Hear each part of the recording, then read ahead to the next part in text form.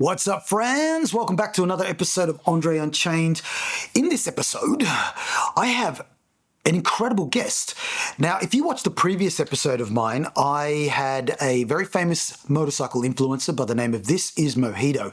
Great conversation. If you haven't seen it, go and check it out. But in that conversation, we talked about women in the motorcycle community.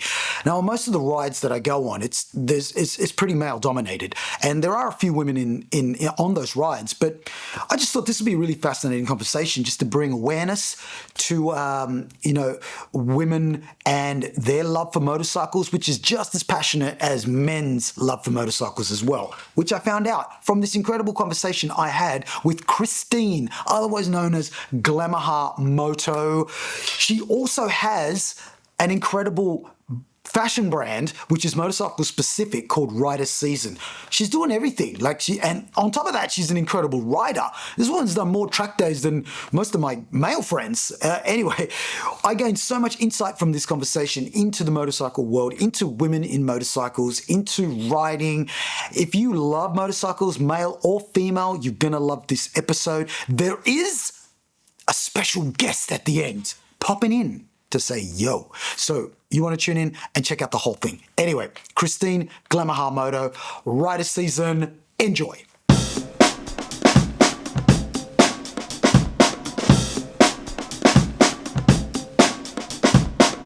I went for a ride today. You can chuck that thing. Yeah, I went for a ride today, and when I parked my motorbike, there was this car, and there was these two old people in the car, and the gentleman, who's like putting his thumbs up to my bike. I'm like, yeah, sweet, that's cool. All right, I'm going to do this because I can't concentrate. That's cool. That's cool. Yeah. And so he's putting his thumbs up to my bike, and I'm like, this is, and then he gets out of the car, and I'm about to do a vlog. So I'm like, all right, what's going on now? So he comes over, he goes, oh, I used to ride motorcycles back in the day. I'm like, oh, that's nice, cool. He goes, I came from Poland, and I would give the police half a bottle of vodka, and then they'd just let me drive around and then chase me, and my friends would just laugh, and then I'm like, what the hell? And then he'd go, as God is my witness, I'm telling you the truth. I'm telling you, may he strike me down and kill me today. I'm like, dude, we don't want that to happen. I believe you. And all you were doing was riding. I just pulled over. But I thought that was hilarious. Do you find when you're riding, you attract certain people that want to tell you stories about their riding days? It depends where I go. So, Old Pack, yes, Old Pacific of Highway. course, So I don't really ride there anymore. But every time I used to stop, it's a simple, I used to have that bike, or what's that new bike? And I used to ride back in my day. I don't ride anymore. I don't know. I feel like when you see a young person on a bike, it brings nostalgia. Of course. For the older generation. But kindly sometimes I just need to get to where I need to go. Because they could ramble on, right? Yeah. Oh my God. You know what's even funny is that they always have to tell you about their accidents. You know what I mean? Like, oh, I came off my bike and I broke my legs. I'm like, bro, I'm just about to go for a ride and you're telling me this story now? Do you know what I mean? I've got a guy that lives in this apartment complex, and every time I pull up with my bike, he has to always remind me of his story, which has left him with no feeling down one leg. I'm like, don't worry. So what's your view? Do you think that wait, have we started? We started ages ago. Yeah. Yeah. Do you think that most accidents can be, actually, I'm going to rephrase that. Do you think that most accidents are avoidable? Totally. Yeah. I mean, look, you've got obviously people on the road that you have no control over how they're going to, react to your maneuvers and so forth. But for the most part, I feel like if you are really aware and you're just constantly, your eyes darting around, just literally clocking everything, I think you can mitigate quite a lot. Yeah, majority. Yeah. So yeah, I think that too. And have you ever had a near miss or an accident? I have come off twice. Oh, shit. Okay. It wasn't bad. Neither of them was bad. The first time was, I just got really overconfident and I thought I could send it harder. And then I fixated. Was it a turn? Yeah, it was through National Park. It was a 15K. I took it really hot and I made the corner. It was just, I got distracted on the exit. Man, Yeah, and I was straightening up, and that's when I fell over. So it wasn't even that bad, but like I knew that was totally avoidable. And the other time was on track, and that was you're on all track. geared up. Yeah, I was all geared up. But yeah, like each time I knew what I did wrong, and you live and you learn. Exactly, man. And that's what life's about, right? You got to do that shit to learn and go, okay, I won't do that again. Or I'll hit that corner a little bit lighter next time. I have actually hit those corners and seen other guys on sports bikes, like literally strewn across the road. Some of them doing like 90 in a 60 turn. Like crazy, right? Like I get it. They're just having fun. But then I remember once here am I telling you, don't listen to those ghost stories. Yeah, we're like, now we're talking weird. weird. I remember once. One day I'll be there. I'm like, I used to ride back in my day. Hey, listen, this cheers. Oh, yeah. God dang. I love that you love coconut water too, by the way. I had a cheers. Cheers. We've never met. This is our first time, and we have a mutual friend who connected us together because I am a part of the motorcycle community as much as you are, but I think you're on another level with regards to what you organize for the community, especially women in the community. And I thought that was so interesting. Like I really wanted to have you on and just get an insight into what you're doing. So, okay, let's dial it back. Okay. Now, your I'm not going to say claim to fame, but your signature is the what do we call it? The GLAMAHA Moto. Can you explain? So, which Yamaha is this one? It's the R7. R7. That's the one that started it. My page. It's so embarrassing when people call me Glamaha because I'm like, oh my God, no, that's my bike. But like, it's on your page. Yeah, but I also started the page as a joke because I thought it was, haha, it's funny. I'm gonna glam up my Yamaha. And my cousin's like, yo, we call it Glamaha. And I'm like, whoop, here we are. And now sometimes I walk down the street, someone's like, Glamaha. I'm like, oh my gosh, like this was a joke that kind of is stuck with me now. But I don't know, it's funny, and I feel like I can't change it, but. The reason why I called it that was I actually started riding bikes because I wanted to modify them and I wanted to like do builds, and I created that page to document everything that I did initially so I could remember. So if there was a part that I was like, oh, what did I do there? Or like, what did it look like before? I could go back. So if you scroll back to my old stuff, you'll see a lot of random installation videos or like, this is what it looks like now. And that's how it started. So turning my Yamaha into a Glamaha, and now we're here. Yeah. Exactly. I saw two bikes on there. One was like a pinkish hue to the color, and the other was like a teal green. So the teal one is your newer bike? Yeah, they're about the same age. So they're about the same age. Have you kept both of them? Yeah, I have both. So of course. The teal bike is the R7. That's the one that I decided, I loved riding it, and then I stopped riding. I was like, why did I stop riding it? And I realized, do you tend to look back at your bike as soon as you park it? Like 20 times. Yeah. Like my neck is broken when I'm at the cafe with my friend. Yeah. After looking. So I didn't. Oh, you didn't? I got to a point where I did, and I was like, I think I don't love riding as much because I don't really feel like the bike suited me. Okay. So originally I had the anniversary edition colors, and it was beautiful when it came out. I loved it. But then eventually I was like, I feel like I don't suit this bike. It just doesn't match my aesthetic, doesn't match the way that I dress, and it just didn't really feel like me. So I made the decision, like, if I'm gonna love this bike, I'm gonna glam it up. Yep. And I actually did. As soon as I first got it, I got custom decals to kind of make it look a bit different. So it actually used to have a yellow front, and I put a gold decal over the front, and I was like, cool, that's cool. I added extra pinstripes and made it look a bit more racy and less classic. And then and like I loved it, tracked it a lot, crashed it on the track. That's the bike that I went down on, and then I kind of just stopped riding it. I didn't know why, and I just felt like it never suited me. So yeah, that's how I started glamming that bike up. But I was already doing builds on my WR250. Yeah, I know, another Yamaha. I have a WR250R. My first was a Yamaha. Yeah. So I love Yamaha. They're great. WR250R that I started modifying because I wanted to do a supermoto build. Okay. And I still have that bike now, and I've only just started riding it again because I have a lot. Why not? Why not? Which I'm really grateful for. But yeah, I have a few bikes. Do you get a chance to ride all of them though? Yeah, so I just rode the WR the other day. I rode the R7 the other day. It's kind of more of a show bike now. And then the R3 and the pink R3 is my dedicated track bike. It's that came. It didn't look like a bike when I first got it. It was like a bit manky and like there was no fairings.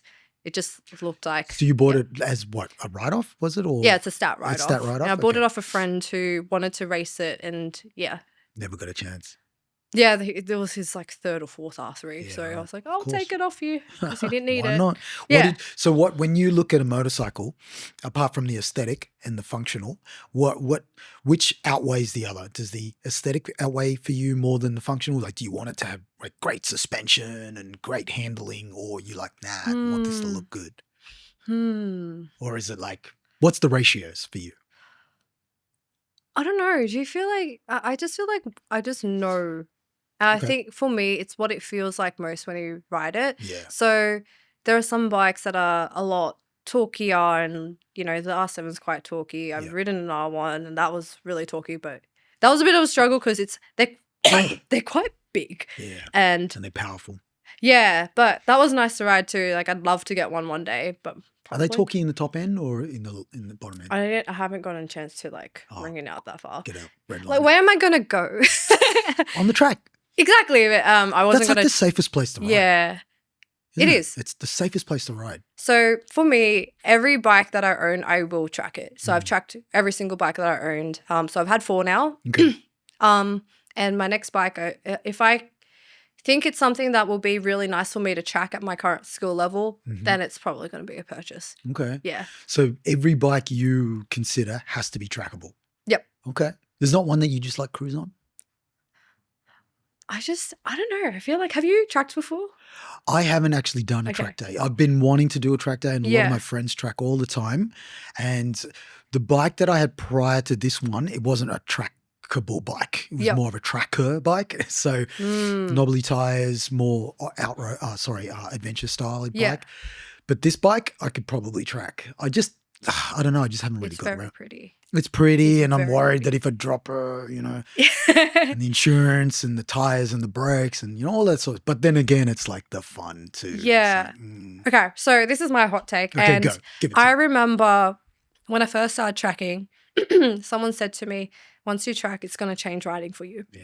And I was like, no, I'll still ride on the road. Like I still have fun riding with my friends. I stopped riding on the road because I just found so much more enjoyment riding on the track. Like where can you go on the road and just ring it out and you're holding, this is on my R3 and my R7, 6th gear flat, and then you're about to like brake hard and then lean. Yeah. Nowhere. Not really. Nowhere legal and also, anyway. And look, if I ever got caught, I think I would cry and I would just say, oh, just take it. I'm sorry. Like this is totally my fault. I'm going to jail. Like I'm not running. I'd be like, my anxiety will be like here. You could probably outrun them, If your skill level is as good as you say, you could probably outrun them. If they're on bikes, maybe not. Been in a car. I don't know. I'm just like, it's not worth it. Like the guilt would just take over me, and I couldn't. Yeah. So I'll be the bait. If you didn't have like such a social media presence, you could probably get away with it. But they'll find you straight away. Someone will TikTok it. Yeah. Someone will look, TikTok I'm on the it. police posters, so it's probably not a good look. Have you look, I don't know, You're on the police poster? Yeah. What for? I did it was really funny. So I think a year ago I got asked by the New South Wales police media team, you want to call it, like traffic control, to help with a campaign. So I basically sat on the side of the road, parked my bike. They brought 8 highway cars. I thought there was only going to be one, and we took photos on the side of the road. So I was sitting on the side of the road looking like I got caught. Oh, is that what it was? Yeah, it was Oh for my like God. National Road Safety Week. And 8 cars to get you? I thought they were going to bring one. And I was like, oh my gosh, this is I made a TikTok about it. It kind of went really viral. I think it's on my Well, you're page like, it took somewhere. 8 of them to get me. Yeah, and do you know what's so embarrassing? So it was on a main highway. Yeah. And it was like at 4 p.m. So people were like starting they're to come watching home. you. I literally stopped traffic that day. Of course. Yeah. 8 cars and a female rider on and I the was side of just the like, road. yeah, with my like white and red R7. And they're like, Were you on the Glamaha? Yes, I was. So it was funny. And I was like, oh, maybe I can just like put my hands on my face and look like I got caught. And it was so funny because so many cars drove past and they slowed down. They obviously saw me. Sure. And they're like, ooh. And like They're giving the me worst, right? Like whenever an accident happens, Yeah. the people like stopping by, But they're they the worst. think they're like, oh my God, you're in so much trouble. Like, what did you do? Ha ha ha, you got caught. Like 8 cop cars and a drug van. Drug van too, They had a drug jeez. van, yeah, because they wanted to do like Man, they got bunch of, ham. They went ham on you. yeah. And I was like, damn. They wanted to send a message. Yeah. But like it's funny because it was me. It's more the It's male all riders staged. that do the crazy shit. I don't know why they didn't get a male rider. Yeah, In there. Like, yeah, and like I'm pretty responsible on the road most of the time. I think it's just something with age. Like I've seen things happen. I've seen I also understand that the road quality is so different to the track quality. Like 100%. little things can really catch you out. So for me, just knowing the risk is not worth it. Like if I want to go have fun, I'd rather spend a few $100s to go have a full day at the track where there's no speed limits versus spend a few $100s on a speeding ticket and have a fine. Like that's just how it works for me at the moment. Yeah. If I was younger, probably I'd be a bit more Wait a minute, you are young. What are you talking about? If like if I was younger? in my early 20s or like, you know, Sure. 18, 19, a teenager, I think I'd have a different view. But like at this point in my life, I'm like, I can afford to spend wisely and That's have right. fun And elsewhere. then you can't afford to get fucked up on the road Exactly. because you got businesses to run, you got Yeah. you know all of these things that we're going to talk about that you're doing as well. So Yeah. I think in your 20s you probably don't have so much to lose, but now Yeah. as you're building this brand and you know these businesses, Yeah. it's like safety first, I guess. Yeah, and it's also like the mental, like if I were to get caught, where is my mental state going to be? It's not going to be doing anything productive. I'm going to be sad for a while. Sure. I'm like, oh my gosh, I can't go to the gym because I'm an idiot. Well, it's taking away your superpower, right? Yeah. I mean, it's bad enough when it rains, you can't get out on the road, you know, and you can't. I don't mind riding in the rain. You don't mind riding in the rain? No, I used to track heaps in the rain. I built Wow. so much confidence there. Damn. Yeah. Okay. Yeah. Yeah, I used to enjoy riding in the rain until like it used to, my crotch would just get soaked. The worst part for me is the helmet fogging Yeah. and my 100%. hands getting cold. Mm. Yeah, not fun. I'm not like a massive fan of riding in the cold. I do it every now and then if I have to, like in early morning rides, for example. But yeah, I like it when it's a little bit warm. Mm. Yeah. I'm probably not as experienced and avid rider as you are, which is great because I want to ask you some crazy questions that I'm super curious I about. feel like I'm okay. I feel like I've What are you got a bit talking of about? You're tracking like what, every weekend practically? I actually haven't tracked for over 6-7 months. Oh, okay. Yeah, but I'm going back Damn, next you must week. be itching. I am itching. I have been crashing out every 2 weeks. What stopped? Why? What's going on? I think, you know, as we'll get into it, like I had a vision that I wanted to chase and I was like, I was working on a project and I really wanted that to work out. So the cost of that is to take a pause on my fun to pursue something bigger. I get it. And that was a sacrifice I was willing to take. Okay. So yeah, I'm going back soon. Are you at a stage now where you can maybe have a little bit of fun? Oh yeah, I'm going back next week. You So need the balance. yeah, bro. You need the balance. yeah. Okay. Now I want to ask you what your motivations were to start a female riding community. I love this question. Okay. Yes. Tell me. Because, okay, so as most people would know and who are watching, if you are part of any motorcycle community, it's majority male, right? A couple of females here and there, but you've created like an all-female, and there's an actual world, I wrote it down here that I want to talk to you about if you know. It's called the Women Riders World Relay. Have you ever heard of that? No. I'll tell you about that in a second. It's pretty massive, 20,000 women involved. That's crazy. Worldwide. It's pretty hectic via an app. But let's stick with you. So back to my question, what was it that kind of made you go, you know what, I want to start like an old girl gang? Okay. So I started riding on my own.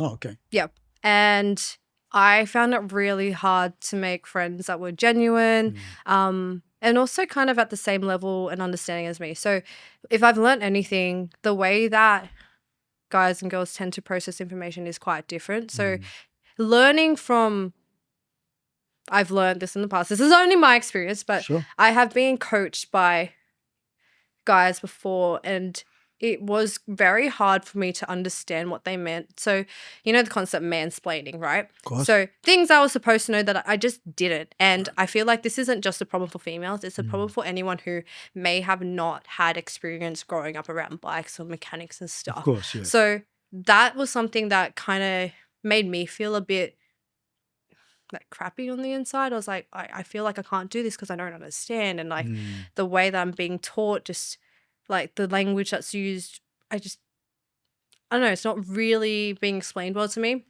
And so that was hard at the beginning until one day I decided, you know, I need someone to teach me how to ride properly. I want to do it properly. I don't want to learn bad habits and then have to unlearn them. So I paid for a lady to teach me. Okay. And that changed so much for me. Right. The way she explained things, it was very thorough. She was very patient. And it just made sense. Like, and so there was no mansplaining everything. She broke down so simple so that I could understand. That could just be a coaching thing overall. I'm not saying that like not everyone can teach, but I feel like because it's such a male-dominated field, there's a unspoken level of assumed knowledge. Sure. And that was the bridge that I had Of course, to overcome in the beginning. And it was hard. And so I had this lady coach me and I actually learned quite a bit. And she hosted an all-ladies track day, like in collaboration with a track group. And I didn't know what track was. Right. I literally had no idea. And all I heard was all girls. And I was like, that sounds really fun. I'd love to go. And she told me, yep, like you can go, you ride around the track. I'm like, I don't know what that is. No idea. I was still barely like making around my roundabouts. Like I was on my L's only a couple months. What made you get a bike in the first place? Because I wanted to build bikes. You wanted to build? Yeah. Right. And I was like, so it wasn't a commuter thing. It was like, no. Okay. I was like, this is cool. I actually went for my license when I was 17. Right. Failed. Were you building things prior to this? Like was the building I wanted to get gene it in you? Yeah, I like love puzzles generally. When I had my first car, I really wanted to build that, but being 18 years old, like What was your first car? It was a BMW 325i. I had An I had a E90. 525i. Yeah. That's a fucking great car. I loved it. Like such a very great car. grateful for what I had. Of course. Still have it? No, it's a bit stopped working. They're classics. But the E90, loved it. It was such a good car and I really wanted to invest more in building it. So I actually did like mini modifications here, cosmetics. And then when I wanted to get an exhaust system, I was like, oh my God, I'm 18. Like, where am I going to get a few grand for this whole exhaust system? So I kind of pulled the plug on that. And then eventually bikes became an option for me. I was like, do you know what? They look smaller, they're cheaper. A bike literally costs the same as like this exhaust system I was going to get. So parts must be cheaper. Why don't I try bikes? What was that first thing? What was the catalyst for you to actually, because I would imagine when you're deep into cars, bikes aren't even on your radar. What was the catalyst that made you go, I wonder about motorbikes? There must have been something that happened that made you go, motorbike. Actually, I had a friend that, like this was actually the turning point. I had a friend that said, oh, I just went for my L's. And I was like, you know what? I completely forgot that I went for my L's when I was 17. Failed. Oh, okay. Right. Oh, I have another story there. This is really funny. We'll come back to that. Okay, I'll remind you. Your L story. Yep. We'll talk about that. And I was like, you know what? I really wanted to do that like a few years ago and I just never did. And I hated that I just left that dream and I killed it because I was discouraged. That was from the mansplaining guy. Yeah, so actually this is back to why the women thing is so big for me. Sure. When I went for my L's, I never knew how to drive a manual car. Okay. I've never had experience like on bikes or anything. I just wanted to do it. And I didn't pass the pre-learner's test. And the guy who was running the course said to me, if you'd like, it was an older guy, it was like double my age. Easily plus 10 years. What was his name? Mudge? I have no idea. Oh, It was double my Mudge. yeah. No. He was double my age, like plus 10 years. He said to me, I think you would really benefit if, you jumped on the back of my bike and we went for a cruise down the coast. Jesus. I was like 17, 18. What can't the fuck? remember. Wait, Yeah. where are your parents? Oh, they knew I was going for the test. But like I could drive at this point. What did they think about you riding a motorbike? They thought it was a phase. Yeah, Oopsie. joke's on you. Yeah. My cousins had bikes, so it wasn't that unfamiliar to them, Mhm. but they weren't the happiest at the start. Sure. But yeah, thought it was a phase, and yeah, no, we're here now. So yeah, that was my first experience, and that turned me off bikes so much because I was like, wow, I really just wanted to learn. I didn't want this guy try to like say like you need to go on the back. It would have been like a little bit of trauma attached to it now. And It you was kind of disgusting. like, yeah, I fuck went that. home. I was just like, that Not was into gross. it. I'm never doing it again. That's all it takes, right? Yeah, so that was one experience. And then I guess with the whole ladies thing, when I heard about that all girls track day, that's probably why I was so excited by it, because I had such a negative experience in my first time around bikes that I just wanted to have friends, and I knew that they won't try to say anything like that. Sure. So that happened, and it kind of opened up a whole new world for me. Mad. Did you make new friends as well too? I did. Yeah. Sick. And in that experience, did you know how sometimes when you do these things, you branch off and you find those people that you kind of resonate with, and then you become now riding friends? Yeah. Did that happen for you as well? Yeah, like some of the girls that I met on that day, I'm still friends with today, and that's like sick. 5 years ago. Yeah. Do you every now and then still like to go on rides by yourself? Yeah, I don't mind it. I'm very much an A to B person though. Okay, yeah. Yeah. There is something about riding with your friends. Yeah. You know what I mean? Like the journey and the destination, you get a little bit, you know what I mean? Every now and Yeah. then. I mean, Little bit of I do like riding on my own if I need to get somewhere. Like I find that quite fun, quite peaceful. Right. Don't have to worry about anyone, which I don't mind, but I still do it. It's only mostly to commute at this point. What's your commuter bike? I take the R7. You take the R7 as a commuter? Or the WR, either or. Wow. Are they like an easy commuter bike to get around on? I mean, I know you're so familiar with it. I feel like they're not that. Yeah, I feel like they're fine. The R7, mine's a HO, but it's a learner bike as well. There's a learner version, so I'm like, surely it's fine. There's a guy that lives in this apartment blocks. He's got, I think something like some crazy amount of Ducatis, right? He's a Ducati fan, and they're all downstairs. And he doesn't ride any of them. He rides this Vespa, and the license plate is Donkey. It's hilarious.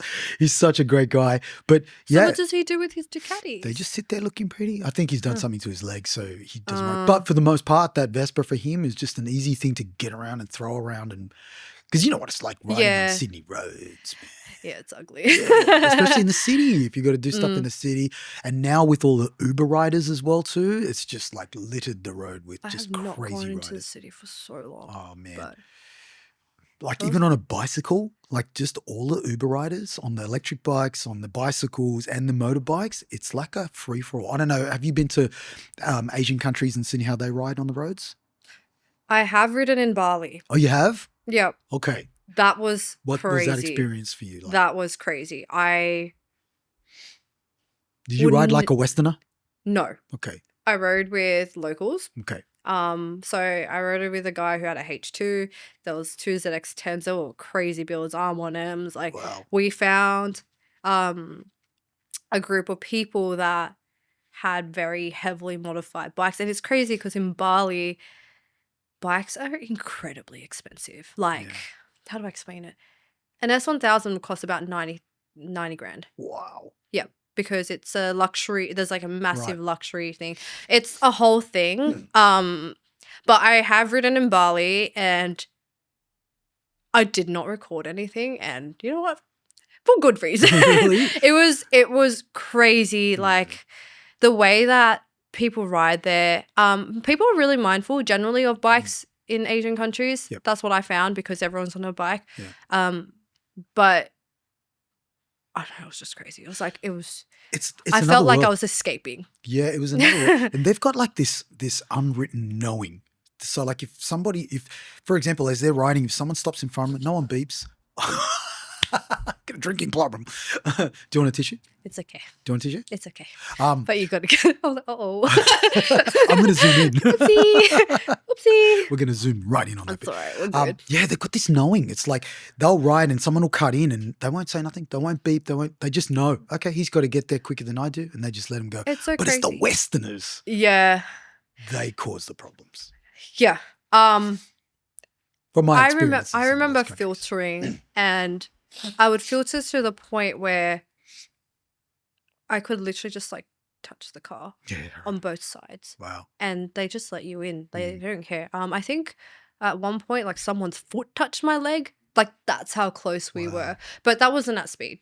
But yeah, I have ridden overseas. It was insane. It was probably one of the best rides of my life. Oh, really? But it was crazy. I had no gear. So I was on a little ZX25 double R. So that thing rings out like crazy, but it doesn't go anywhere.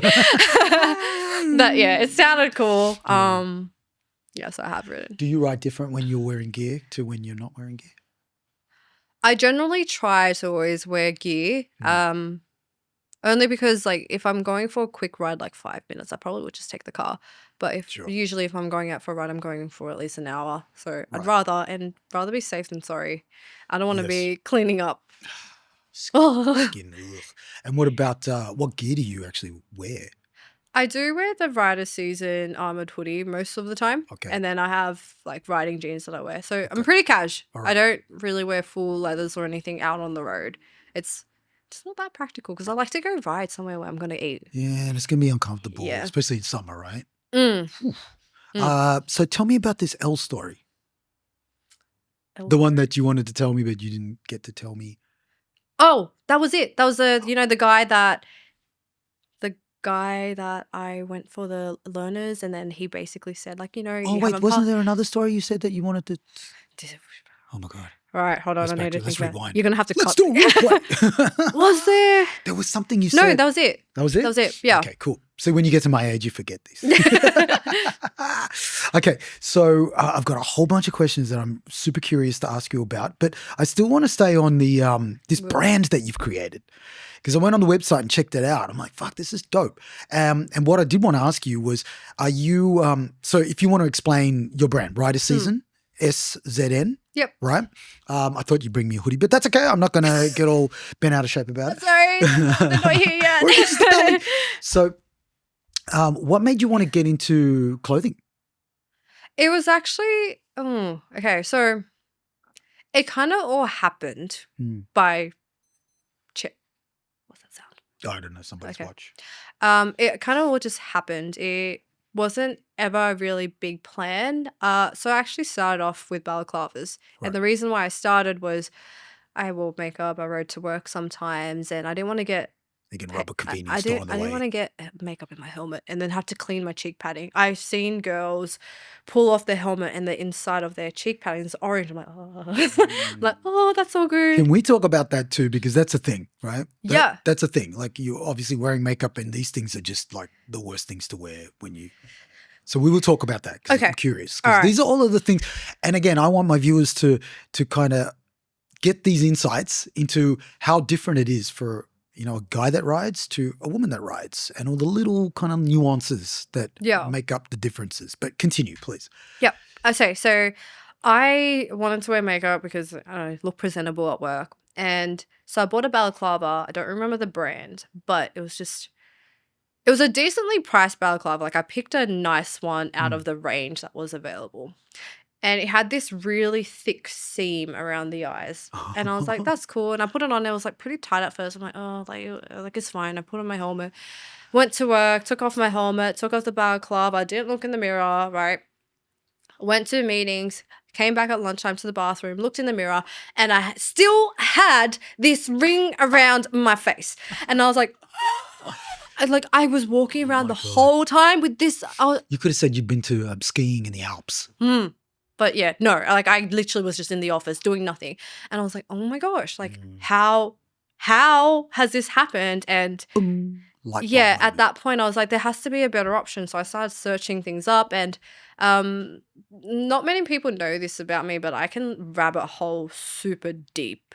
And I went into a very deep fabric rabbit hole for 3 weeks straight about like what's the best thing for skin and like how can I make this better. And then I kind of just built a prototype. So I worked out bamboo was a really cool material. Okay. And this started with me going through like bed sheets, silk pillowcases, and what people are using for different garments. And then I ended up at this. Did you also research some of the companies like Saint, for example, that are doing rider? Nope. No, I okay. just knew what problem I had. Mm. I knew what problem I wanted to solve, and I just tried to find any avenue that was trying to solve the same problem. Are you going to run for government? No. Because you're a problem solver. Oh yeah. You know what I I'm did saying? that. Yeah, so like I just really wanted to fix this thing for me, and then I found this material, ordered it from overseas, shipped it over, tried to teach myself how to sew. That didn't go too well. But I made a really dodgy prototype, and then I actually gave it to my cousin. I gave it to a couple other people. I'm like, try it out, see what you feel. Mm. And does it help you? Yeah. And how does it feel? And Fall off your bike at 60K. So let me know. Now do 80K. yeah, well, anyway, so they tried it, and my cousin rode around with a balaclava on, which she's never worn before. She's been riding 15 years at this point. Mm. And she's like, I feel like it kept me colder today. And it was a 38-degree day. And I was like, Okay. really? I was like, this placebo? I was really second guessing. That was the bamboo material? Yeah. So this is the material that I'm now using on these balaclavas. Sure. And so, yeah, that's kind of how it all started. I was like, you know what? I'm going to try this. And then found like a manufacturer that was willing to like take on this random project. And that's how it all began. Wow. Yeah. So That's it crazy. always started from trying to fix a problem. And now we've got armored hoodies, and that came from me.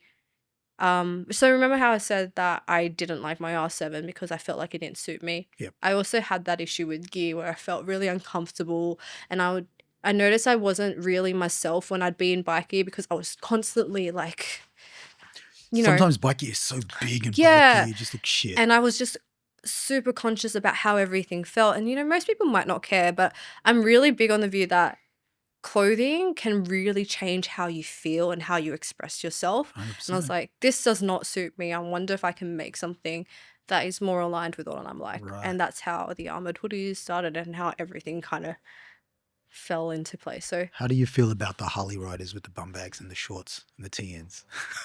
The singlets. I mean, if it suits them, like, I actually don't care. Yeah. Like, I know, but yeah. they got these beautiful bikes and it's like, bro, what the fuck? I mean, I actually wanted to go on a V-Rod ride, but I would have bought a red pair of TNs just for it. V-Rods are hectic. Yeah, I used they're to cool. manage a motorcycle dealership, so I've kind of like been exposed to every single bike, heavily modified as well too. Yeah. This company that I work for, a gasoline motor co, they have probably the most heavily modified motorcycles in Australia. Yeah, I'm talking like people dropping hundreds of thousands of dollars on bikes. Oh, yeah. Like the wedding, Oh yeah, those guys. they're crazy. Mental. I mean, I don't know how practical they are to ride just as a casual rider, but I mean, they look crazy, right? If you want something like impactful. Yeah, I would be too scared to drop one. Oh, That's like a house Have deposit. you dropped your bikes? Oh, yeah, every one of them. I'm Oh, pretty really? sure. Yeah, at some point. It's It's just a thing. It's in a turn, right? I've dropped mine in turns. standing. I don't know. Standing? It happens. Like at some point, like you're gonna drop it. You're gonna have to pick it up it's somehow. yeah, exactly. You can't avoid it. Yeah, it's just plastic at the end of the So day. talk to me about this only ride day at London Raceway that you organise. The ladies' right there. Yeah, the ladies' ride day. Oh, okay. So, back to where we started. So, remember how I told you that the first turning point for me to create these girls' rides was having that girls' track day, and it Yep. just being around supportive women that just wanted to help each other. Sure. It changed everything for me. And I went to a following girls' ride after that, and then they kind of stopped happening. And I didn't know why. I think there was just, it's hard for the guys to organise because Sydney West Riders, which were the group that actually organised with another female riding group, those rides, like they're all guys. They can't really host a ladies' ride. So if no one was taking interest to help them create one, then there was a natural hurdle there.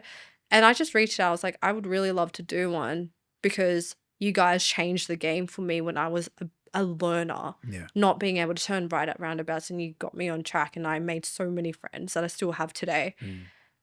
Like, can we bring that back? Because I found that so valuable, and like it changed everything for me. And I wanted to return that to the newer community that were out. So I also did, like, I have my WR, so another bike.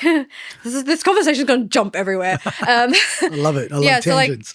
So I had my WR. I also I got that bike because I got that bike because I also wanted to learn like how to ride on dirt. Right. And like one of my idols, Taylor Eve, check her out. Mm-hmm. She hosted something called Girls Can Ride, which is basically a motocross training day. Right.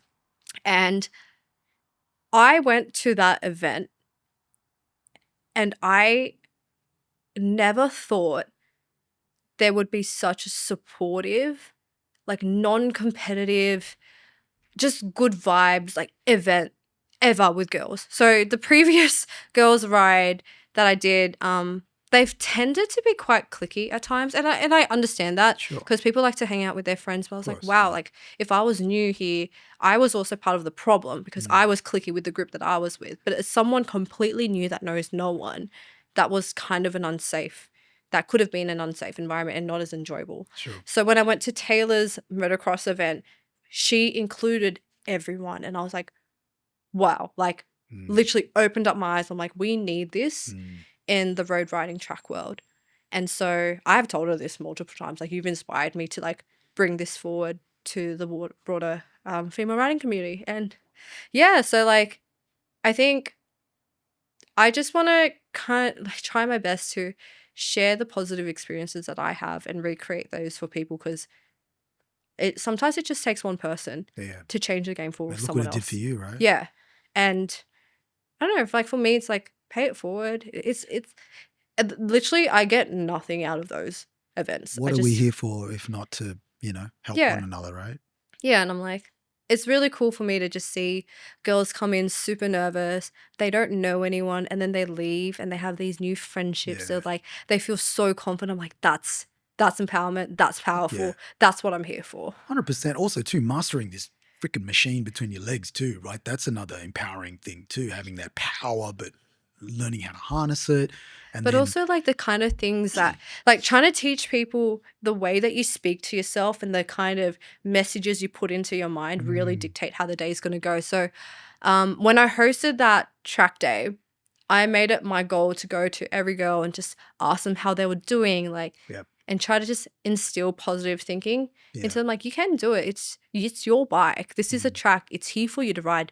Nothing's out there to get you. And if you need help, there's so much help here. If you're going to do anything, do it here. If you're going to make a mistake, this is the best place to do it. And it's going to just benefit you so much more if you just give it a chance. Like, I want every single one here to leave here saying, damn, I'm so proud that I've tried, and damn, I took this opportunity and I really embraced it. Yeah. So yeah. I mean, that says a lot about you, that they're placing so much trust in, how you're empowering them to take on this thing, because, they're not like, I don't know, playing tennis. You're on a vehicle that could potentially kill you as well too. So do you have a mental checklist that you go through in order to get yourself into the right frame of mind? And I want to do a B part to this question. Okay. Do you need to be in the right frame of mind when you get on your bike? So we're going to answer part. So first Should I one is answer the part A or part B first? That's up to you, man. There's no rules. I'm going to answer part B first. Go So for it. do I think you have to be in the right mental mind frame? Yes. Absolutely. Like, if you're distracted, if you're upset about something, you're not focusing, and you can easily make mistakes that you 100%. like, and they're I'm irreversible. so glad you said that. Yeah. So do you have to be in the right mental state? Yes. And I think that's not just with riding bikes. It's with everything. Oh, in life. It's when you're about to lift a heavy weight. It's about when you're going to go for a run, or if you have a test. If you just believe in yourself, what you believe eventually manifests. I'm so big on that. So my mental checklist is, I don't really have one, but I like to say I get the chance to. Or like, I can't believe today I get the chance to ride my bike as fast as I can. Yeah. Or I'm so grateful for today because I'm like at my peak fitness and I get to like do something I have so much fun with. Not everyone gets that chance. And yeah, I think that's for me. Like, I am able to, I get to, I can, as opposed to, oh, I'm scared, I'm not going to be good, or I'm scared, I can't. Like, just changing the words that you instill into your brain. You can already see in my body language how much like I dropped as soon as I said, I can't. But yeah, I think the easiest one is like, I get to ride my bike today, or I get to send it really hard today. There are days where it's definitely so much harder. Right. But for me, what are those days? I don't know. I feel like if like life can get in the way sometimes, you know, you're worried about something that's irrelevant to the bike, or maybe you've made some changes and you're nervous. But at the end of the day, like you have the skills, you're here to learn. You've set yourself up, hopefully, hopefully you've done the training to Sure. get you to the point where you're confident enough to ride, because you wouldn't have signed up if you don't believe that you could. You seem really encouraging of training. Something that, like, now hearing you say it, I'm like, fuck, I think I would love to. I would benefit as a rider to actually do some sort of track training day. How important is training to you for any rider at any skill level? I think it's so key. Right. I think one of the reasons why I've not had an accident, like basically ever, or have done anything stupid, was because I have been taught how to control the machine and I understand how it works. Yeah. Right. So I know I am very sensitive to tire pressure. So I Okay. know when my tire pressure is off by like a few PSI. Wow. Yeah. And I know what feedback I'm supposed to get. Okay. And you only get that through practice and also like guided training. If you haven't done it before, how are you supposed to know? And I think like it's also like, why would you like go through your life and not try to learn more and try to get Of better? course. 100%. I'm not saying that's not No, that is so not an attack, but You're right. yeah, No, I do that in everything else. It's just with riding. I feel like I would benefit. I'd be a way more confident rider. yeah. Maybe I might be a crazier rider. So, but yeah, you're right. You're 100% right. You should never be above growing and learning and evolving, no matter what you're doing, especially if it's something that you love, right? Yeah. If you can get more out of it, why wouldn't you? It's crazy because you can make the smallest changes that have multiplier effects on your Yeah, right. performance. Okay. Like one tweak about someone could tell you, hey, you know, your braking's a bit whatever, and it's because your levers are out and no one's told you that.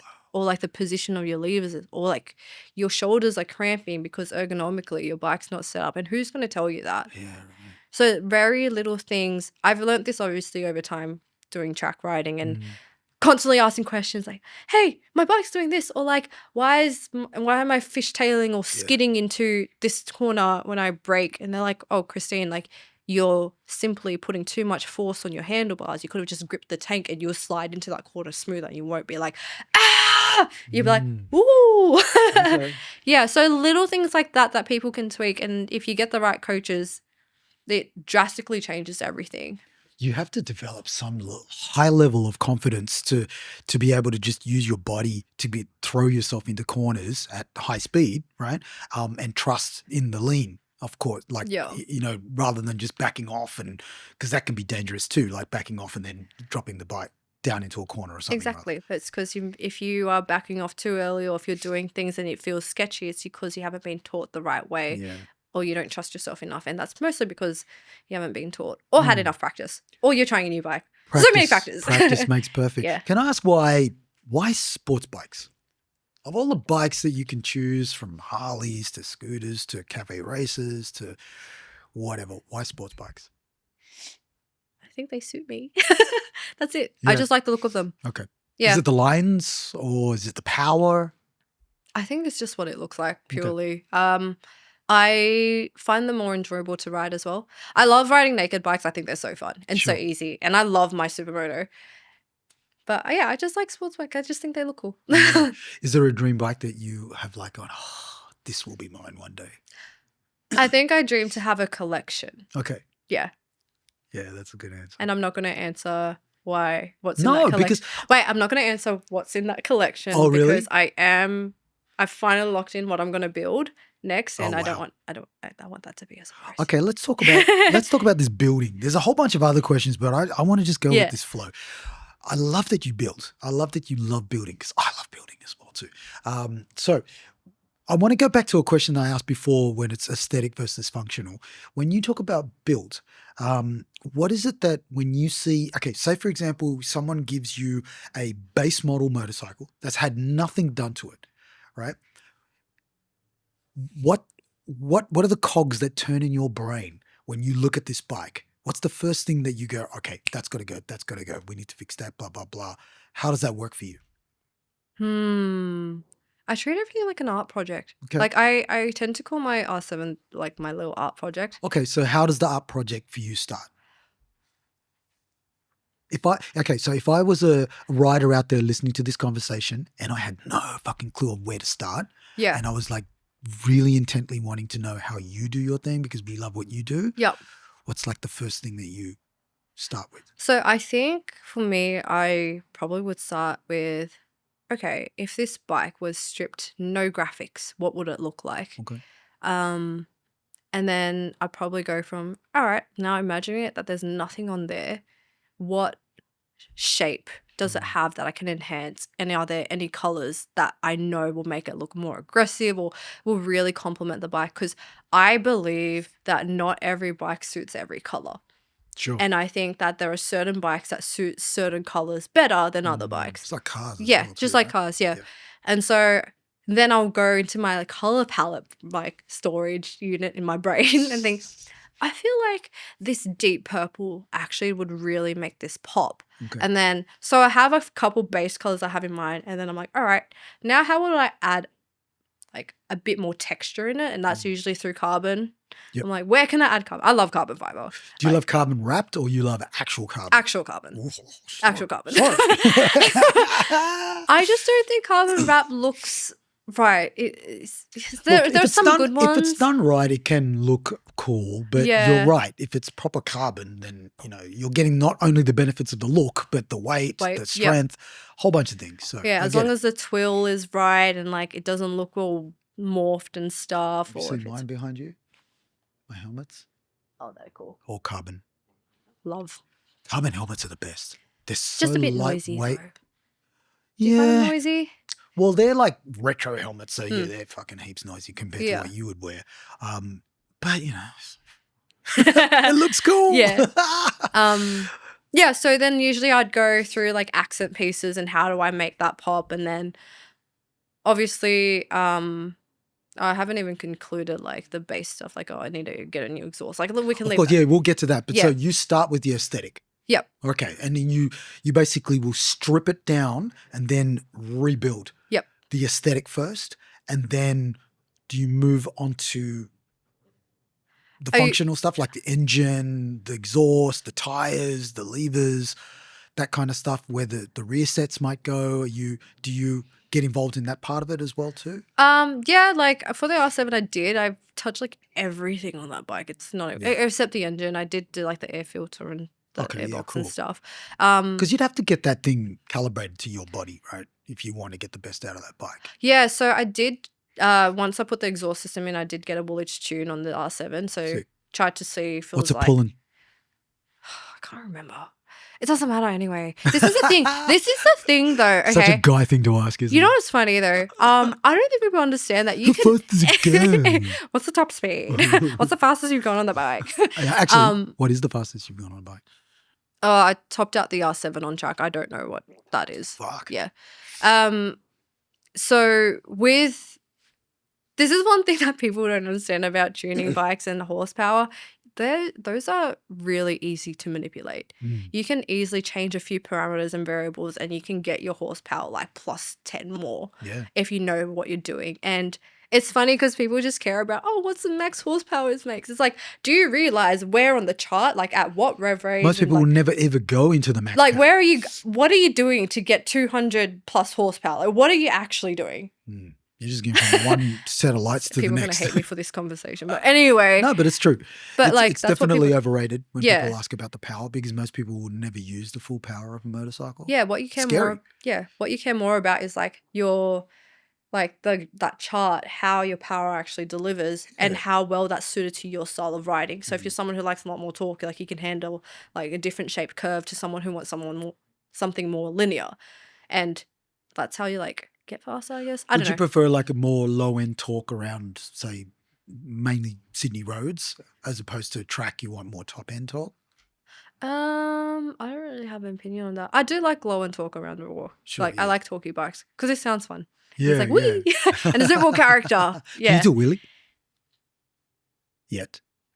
Or you can? One day. One day. That's an art, right? One day. Fuck, that's an art form. Some girls are just incredible. I can get it up every now and then, but I can't hold it. So, yeah. But hey, look, like you said, you got more things to worry about now. So, you know what I mean? That's like one less thing to Kill yourself on. So this community that you've created, you've called them the hype girls. Is that what you call them? Have you got a name for this? There's no name. I just You got call no them, name? I just call them the girls. I The don't girls, know. come on, man. I You feel guys got to have a name. But do you think, okay, so I have thought about this and I want these girls' social rides, that's what I call them, Yep. to be as inviting as possible. And I feel like once you attach a name to it, it creates a barrier or it becomes a bit like a club. A bit clicky. And it might make girls feel like they can't come to these things. So That's I don't interesting. know, it's something I do on the side, like, girls, if you want to come.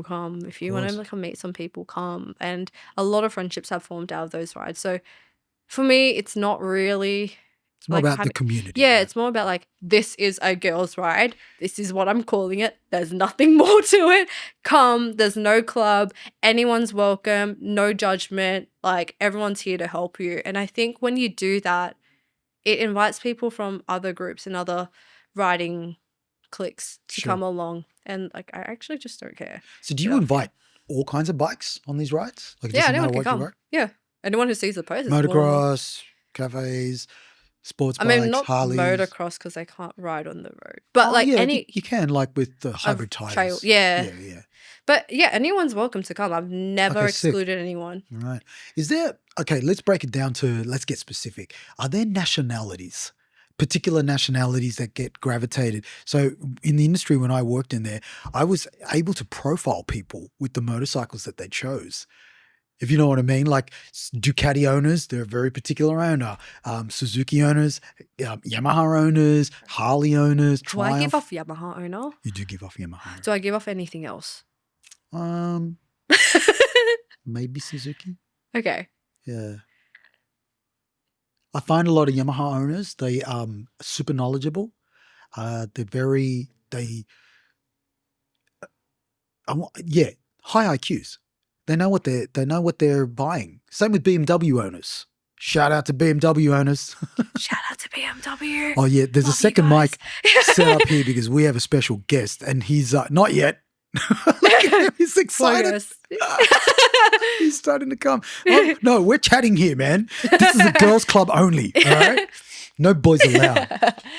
All right, so do you take on like a mentor role with these girls when they come to you, because you got a pretty big responsibility, I think not just teaching them about motorbikes, but just also some of them are coming because they want to be part of a group, part of, like, make new friends yeah. outside of the motorcycles, right? Yeah. The motorcycle is the glue and the binding Yeah. part, but I'm sure there's more out of it that they're looking for, right? Otherwise, you just ride on your own. It's so true. I think girls do come to these rides to form new connections, and I think it's a safe space. Yeah. So I've been so stringent on every ride, not sharing details until the last minute. I'll get an idea of area, but I keep everything in a private chat. Is It's that because you don't want invited. any guys to rock up? Yeah, and it's not because I don't believe that girls and guys can ride together. Like, I don't. And I'm the last person to say that, no, we can never ride with guys. Like, I literally ride track and most of my guy friends are on the track with me. It's more so that some girls just want to feel sure of the environment they're about to ride in. Sure. So it could be as simple as they might have left a toxic relationship, and knowing that it's an all girls event, they are guaranteed to know that that person's not going to be there, or someone who, may have hurt them in the past or whatever reason. Maybe they started their hobby riding bikes with this person, and unfortunately that no longer exists. Yeah. So for me, it's so much deeper than I don't want to ride with boys. It's not about that. It's about there is a need that people have at certain times, and like, how do you create that environment to make them feel, again, empowered to feel confident and able to ride their bike comfortably in a place that, like, it's judgment free. Like, no one cares. Like, ride your bike. Just be kind to one another is all I ask. What about how girls judge one another? Because they can be pretty cruel. I don't really have a view on that. Like, to be fair, I think most of the time, if someone it's probably projection. Sure. And Can you spot that in these groups when you start to see I mean, yeah, you can hear it in the comments sometimes. And to answer your question about the mentorship role, I think my role of these rides is not to just host them, but to change the discord about how you talk to one another. And Yeah. so I'll say things here and there like, oh, like that's okay. Like she can ride what bike she wants, or she's just starting, or, I was there one day, or like course. I've had a shit experience once upon a time, and just 100%. trying to like normalize like, okay, like it's like there's no need for that here. But I don't think people do it malicious. I hope that most people aren't intentionally trying to be malicious. It's just maybe it's just an environment they've been conditioned in the past. But yeah, hopefully these rides have some sort of positive outcome, and I think they have. Most of the feedback has been really positive so far for the ones that I've hosted. Yeah. Well, they seem to be ongoing, so it must be working great. Yeah. Right. Yeah, I actually thought I could leave it because I'm like, oh, we've done a few now and like it's been really good. I'm like, I feel like the girls now are sweet and they can do their own and like take it on. Like I don't care. Like You're the mother hen. and then I'm like, yeah, and now I'm like, oh wait, they still want them and they still want me to do them. Like, all right, raising back from retirement. I think once you do things like that, that's it. You're the pillar. You know what I mean? You have to take on that role. Someone else has to take over one day though. So I'm hoping maybe in one of these future rides, like there is a girl that says, hey, I want to take these on, and I'll be more than happy to pass it on. Yeah. So, do you have that in the what? Like I know with some of my riding groups is that if, say for example, the guy who is generally seen as the leader can't do a ride because he's sick or something or other, and there's so many people organized ready to go. Yeah. Do you have other people that can you just take over for tonight? At the moment, no, because they're still quite infrequent. Right. So they happen every now and then as opposed to super frequently. And I think I'd prefer to keep it that way. At least for me, I personally can't take on anymore. But it also highlights like this is kind of a novelty. Like we don't need to remove ourselves from an environment that is it's predominantly male. Yeah. Like you're going to be around guys anyway. And who am I to create a false environment that's like, oh yeah, you can always go girls only. Yeah. Like at some point you're going to run into guys and you're going to have to go on those shared group rides. And plus you can learn from being around different people as well. Of course. So it's like. So you've got quite a incredible profile online, and I would imagine you would be getting a mixed reaction from people with regards to your profile. How do you mitigate, I want to say trolls? And while you answer that, please keep talking. I'm just going to grab a tissue and wipe my nose, but keep talking because we're trolls. Trolls. How do you look at this guy? They can see you, bro. So trolls. Yes. I actually haven't come across any trolls as of late. I actually haven't. Ever? I have, but at least lately, not so much. That's probably because one, I've been too busy to make content on my personal page, but it's because I used to actually call them out directly. So I'll screenshot their message and I'll post it on my story. Damn. I'm like, I don't care. Shots fired. Yeah, and I'm like, if you're gonna be disrespectful, like, let me show the whole world. And I'm like, I just don't care. Like, it's funny that you do this. The book here that I have underneath, Boys We Boys by Clementine Ford. She's a huge advocate for feminism. She does the same thing too. Some of the comments that she gets are like, fuck. I'll pick and choose. As a guy, I'm like, dude, what the fuck? Yeah, like I'll pick and choose. And most of the time, it's really funny because when you pull someone up on what they've said, they tend to just back down and say, oh, I didn't mean it. Or like, I'm really sorry. Or like, oh. They probably didn't expect you to fire back. Yeah. And I'm just like, well, no, like your message can hurt people. Yeah. I saw it and I'm going to pull you up on it. Like, don't sit there and be a keyboard warrior. Like, I don't know. I'm a bit unhinged that way. Sure. But also I will pick my battles. Like, not everyone deserves a response. But if it's a comment that's leading to a broader issue that I care about, I will probably pull them up. For example, I'll go back into the kitchen. Oh, you get that? Not so much anymore. Okay. What the fuck is but wrong here's the thing that's a bit complex. Because social media is global, there is so many people from around the world. So when a piece of content goes viral, I don't know where it's going to end up. And everyone has different cultural norms and beliefs, and different households and different religions and backgrounds. Sure. They have their own value systems, and who am I to say that they're wrong? Because it's but I mean, stereotyping, that gender role. But Doesn't in matter what nationality or religion you are. Like, but funny, if I that's your used comment, come yeah. on, man. The funny Evolve. thing is though, like I used to think that until I learned that that's still the tradition in certain countries around the world. Yeah, And but I then was like, but they don't damn. need to say that to you. Do you know what I Yeah. mean? Like, you do need to reprimand them. Yeah, or like They need to understand social etiquette. also, yeah, and I feel like they don't know, and to me, like, it doesn't bother me anymore because I'm like, well, these people just don't know, or they were brought up in a world where this is their truth, and I'm not here to say you're wrong, your truth is wrong. You've been conditioned by the environment you grew up in, Sure. and your cultural norms and standards. So to you, a woman on a motorcycle is actually terrible, and we shouldn't be doing that. But on the flip side, I'm like, I'm in Australia, so. Eh. And I think that's something people don't really think about. So I pick and choose my battles. What are your long-term goals with this community that you're building with these women? Uh-oh. Yeah, because I mean, these are lifelong friendships that you're forming, right? And you're impacting these women for a very long time. It's not just, for 5-10 minutes of a ride or an hour or Yeah. a day. They walk away from those experiences going, fuck, you've changed my life. That's Like, are deep. they going to be your bridesmaids? Something like that? Actually, do you have a partner? I do. Okay. Yeah. Does he ride as well? Yeah, he does. Okay. How important is that for you to have a partner that rides? Are you a better rider than him? Probably not. Oh, really? Yeah. Fuck, he must be really good.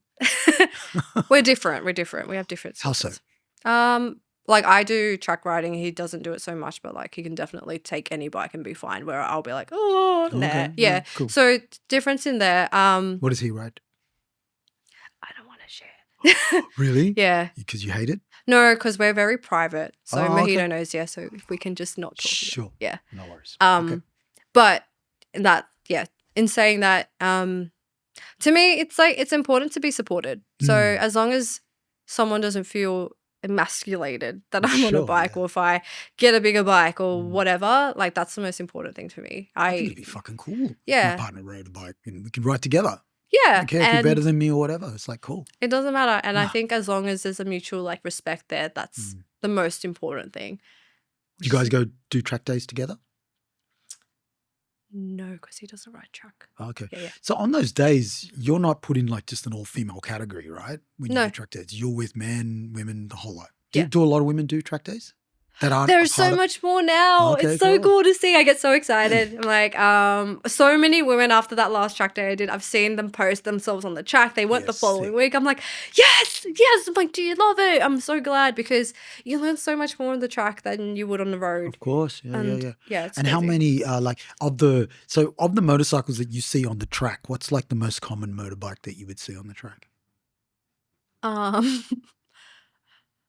I'm going to be blunt here and say I have no idea because most of them have race fairings and I can't tell. Okay, cool. I can't tell. Pretty covered up. A lot of 600s, a lot of 1000s, a lot of like 300s as well, a lot of R3s.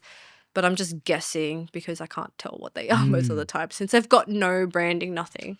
Okay, cool. Yeah. And so, when you're on these track days, you start in categories, like to build up to, what's the top one? Is that A? So in work? Sydney, you generally just have the kind of speed that you're divided. You select a track group based on like how fast you are, like slow, medium, fast. Do they test you first before they? Usually have like a time that you have to hit. Okay. And it's also dependent on the size of bikers you have as well. So 300s can't go in the fastest group because 300. like even if you're fast enough, sure. It's just a bit dangerous to have someone going so fast on a really big bike and someone on a smaller bike. Yeah. Yeah. Okay. But I'm not a racer. I just ride for fun. So like I just want to be clear that I'm not a racer. I feel like you're inflating my ego here. So I want to ask you this way. How do you choose which bikes you feature in your vlogs? It's just whatever I'm riding. Yeah, there's no. Right. And do you test ride other bikes? Like, do companies come up to you and go, hey, why don't you test ride this bike? Yeah, I've done a couple. So I did some stuff with Bike Biz last year and I was taking a couple of their bikes around. I took the the Lambs R7, the Lambs MT07. I also took a Triumph Speed 400. That was really fun. I was so surprised by that. Great bike. And I just What'd you think of the MTs? I've ridden them before. It was exactly. I think they're nice. I think For if a I learner bike, they're yeah, I think if I would go back, if I changed anything about how I rode and how I started, I probably would have started on a naked bike in hindsight. And Yeah. purely the reason is there was so much things that I learned after riding a naked bike that I was like, well, if I did this first, I wouldn't have struggled for so long on my sports bike. There were things that are a lot easier. Just ergonomically, less draining, hurts your wrist less. It's just variables that you could have gotten rid of and then you get better faster. But you had to go through it to get to that. Yeah. You know, most people don't even know when they get their first bike. They don't even know whether this is the right bike for them. And that was exactly me. I just got one off Gumtree. Oh, right. I'm like, yeah, that looks cool. It looks clean, cool. Bikes are such a big part about motorcycles. I know for me is feeling, right? Yep. How does it make you feel? And, you know, it could look great to you, but ugly to somebody else, but makes you feel amazing. And so you just feel like, wow, I love this bike. So you're a content creator in amongst all the other crazy stuff that you're doing as well. I try to make content now. No, yeah. I've seen your content's amazing. So when you look at that, your aesthetic. So said person who will come on soon, he has a particular aesthetic, and it's important as a brand to have an aesthetic. How would you explain to me, if I was Stevie Wonder, what your aesthetic is? Oh my God, this is such a hard question. You know Stevie Wonder's blind, right? Sorry? He's blind. Yeah, I know. Okay, so if I'm blind and I need you to explain your aesthetic, 3 words. On my page or my bike? So, because they're 2 different answers. Your page. My page. Your brand is like. So I like my content to be bright, clean, and I don't know if this is like the right word, like a bit personal. Yeah. Got it. It's like warm, clean, and personal. Bright and warm. The juxtaposition. Yeah, more like warm instead of bright. Oh, okay. Yeah. So I like to see. I like color. So Okay. yeah, I don't have a very dark vibe, and I think because of most of the content I want to do now, I want to speak more and talk about my experiences, Of course, yeah. as opposed to just showing like cool bike shots. Because personally, I don't find as much joy filming that stuff. I do that for the brand already, so I'm Of like, course. for me, I'm like, I just want to be more personal because it's a me page. How have you overcome the hurdle of being on camera, talking, and just sharing so much of you to your followers? Because that's a big hurdle for some people. At some point, you just need to not care. And I just... What advice would you give Yeah. to somebody who's considering doing a very similar thing to you and starting out? Yeah. Like, what advice would you give to them with regards to feeling a bit more confident on camera? Because you seem really confident. I watched the stuff online, and it's mad. I think it starts off being confident with yourself and Right. confidence in yourself. You got to practice. I used to sit in front of the mirror every night for 2 hours talking to myself. 2 hours. Yep. What would you talk about? Just talk about how I'm doing, where I want to be, like what I should do, or like I'll try to explain concepts to myself in front of the mirror. I was very bad at the beginning. I would take 3 hours or maybe 2-3 hours to film a 20-second video. Yeah. 'Cause I would We've hate been it. there, baby. Yep. We Yep. all been there. And I think at some point I was like, you know what? This is what I'm like. This is who I am. Yeah. I don't want to show up different online to who I am in person. 100%. And that comes with maturity. So over time I realized, this is who I am. God, And you're talking yeah. like you're like 50 years old or something like that. It's because I talk to myself in front of the mirror. I've done the reps. Do you talk to yourself out like in just general life? Yeah, in the car a lot. I I'm talk the about same. my ideas. I converse with myself because sometimes when you say it louder, you hear it. You know, there's a psychology in having that word come out of your mouth and hit a surface and come back at you. Because I know for myself, there's things that I've thought that I have spoken out loud and gone, I'm not going to say that because that is not going to get the reaction that I thought it sounded like in my head. Yeah. You know what I mean? So yeah, it's like writing things down. You know, Yep. when you write things down, you remember them. It's the It same becomes more real. yeah, it's the same with the thoughts in your head. That's really important. So what would you say to young women who are wanting to embark on this like you seem very entrepreneurial and I love that. And I have a daughter, she's 25 and she's an incredible stylist and she's very entrepreneurial herself. And so I resonate with that. And Yeah. it's almost like, you know, if I leave this planet and I see her fucking doing really well, I'm happy. Yeah. Yeah. So it's great that you're not only doing this for yourself, but it's almost like inadvertently sharing and helping other young women. But what advice would you give to young women who are, you know, on the cusp of maybe even considering starting a brand, wanting to be more independent? Because you know how empowering that is, right? It's almost like that journey of your Elle story. Yeah. Chase authenticity over anything. Fuck, I'm glad That's you it. said that. Being authentic to yourself, that's how you don't burn out. If you just stay true to your vision, your beliefs, and just try to do good. And when I say good, like create value. Yeah.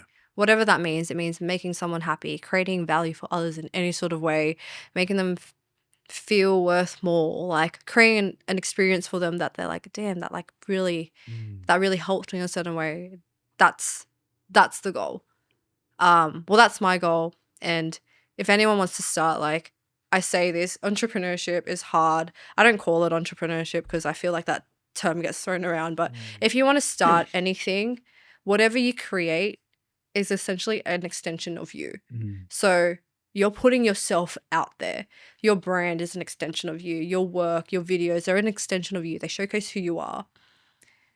And if you're not authentic to that, like, what are you even creating? Because you'll constantly, keep that up, right? yeah, you'll constantly just try to be looking for the next thing or chasing or trying to copy. Like, whose trend is this? Like, who's like, who are you? What do you really believe in? And just be so true to that. And I guarantee, like, there is nothing more fulfilling when you chase authenticity. I think that's the best piece of advice is, and like in the world that we kind of like both live in, you know, creating content, I would imagine you would meet a lot of people who are out there doing stuff. And when you see them in person, they're like a totally different person. Yeah. You just think, how do you keep that up? Yeah. And I'll be honest, like I have fallen off making content on my page recently because I just felt like I fell into the hole of trying to push out content that didn't represent anything about me. Sure. And I was chasing Just for trends. the sake of pushing. Yeah. And I was like, I have to do this. I'm like, and that's where you start to get like, oh, fuck, the views aren't hitting or like burn out. Right? Exactly. Yeah. And I stopped making content for a little while. I had to reset and I needed to find my own style again. Like I was creating so many different things and I just need to work it out. So that's kind of why I struggled with your question just now. I'm like, I'm still working it out. Yeah, no, it's good. No, I love the honesty. Yeah, it'll be more personal going forward. Yeah, that's it. And it's true when you say, like, I can see now on all of the mediums how authenticity is becoming the new thing. And the people who are authentic are the people who are probably the most comfortable with themselves. And I feel like if we're pushing more of that out there, a lot of this fakeness is just going to start to all get pushed out. Yeah.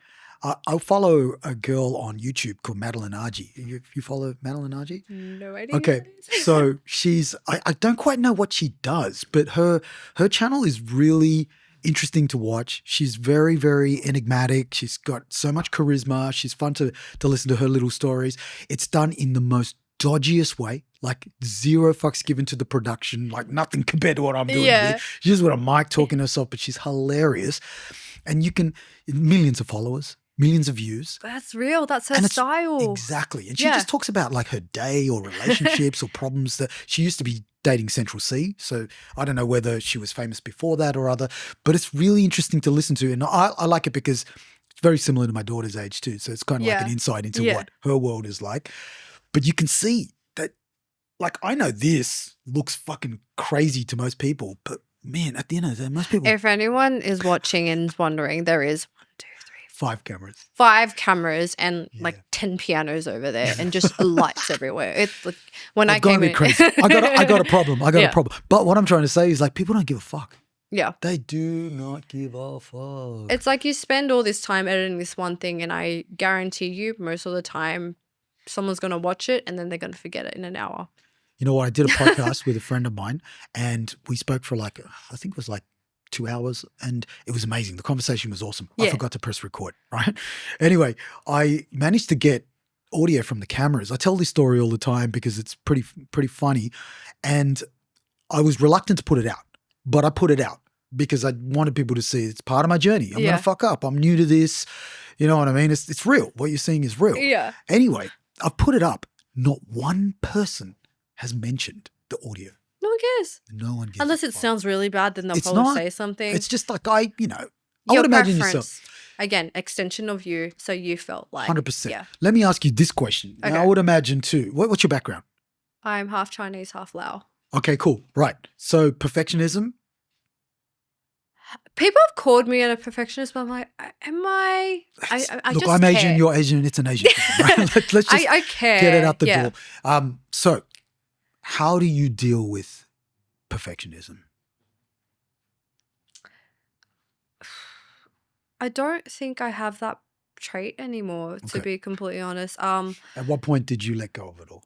So it depends on what it is. Like with content, I just realize if I'm gonna spend an extra hour to get this color exactly perfect, what is the actual ROI on that? And it's probably not gonna make a huge difference. So Sure. where would I want to be spending that extra hour? There's probably something else I could be doing, like changing the messaging, or like making sure that I've spoken about the right things, or film a little bit extra because I've missed a point. Right. So I think it just comes down to, what do I really care about? What is my intent with what I'm producing? And as long as I hit majority of that at a place that I'm comfortable, then I'm all right with it. I'm Okay. like, sometimes I posted things out with typos. I'm like, oopsie. I'm like, I'm human. It's not AI. 100%. But like in terms of gear, for instance, like that's somewhere where I won't drop the ball on perfectionism. I will try to get it as perfect as I can, to the highest standard as I Yeah. can, because I know the cost of not doing that. Yeah. So the ROI of not doing that is like negative and so bad, and it could really hurt someone. Yeah. So it really depends what the end game is. You're almost like picking and choosing your battles, Yeah. so to speak. There's Yeah. certain things you can be perfectionist about, and others, who gives a fuck? Yeah, there's literally certain things that you can spend weeks on and you'll never be happy. And it's like, well, and then you don't post it. It's like, well, if you just posted it, like, it doesn't matter. Like, once you hit post, it's like, it's done. I posted a video today, like, when we got here. I don't know if the audio sounds right. I didn't check. I was like, I'm just going to hope. Yeah. And if it's screens, I'm like, well, I have to do it again. But like you said, it's being authentic. You're in the moment, right? Yeah. Like, how many times have you seen it? And I see it all the time when you go out and you see somebody take pictures of themselves, and then they spend the next half an hour curating the photo, even while they're at a dinner date with somebody. It's like, The dude, first one's usually the best one too. It's like, woo, natural. exactly. Yeah. Exactly. So before we invite our guest, he's our guest on, I still got some other questions that I really want to ask you, mainly around the content creation, because I can see how Okay. important that is for you. And I want to learn too. So I use this podcast and I bring guests on who I feel like I can learn something from. Yeah. So what has been like the most memorable response you've got from your followers? Hmm. And I ask this question because, you know, sometimes when you're a content creator, it's a very isolating, lonely experience. And quite often you don't know whether what you're doing is good. You just think it's good for you and you hope that people resonate with it. Yeah. Has there been a comment from somebody that you kind of like going, wow, okay, I'm going to keep going?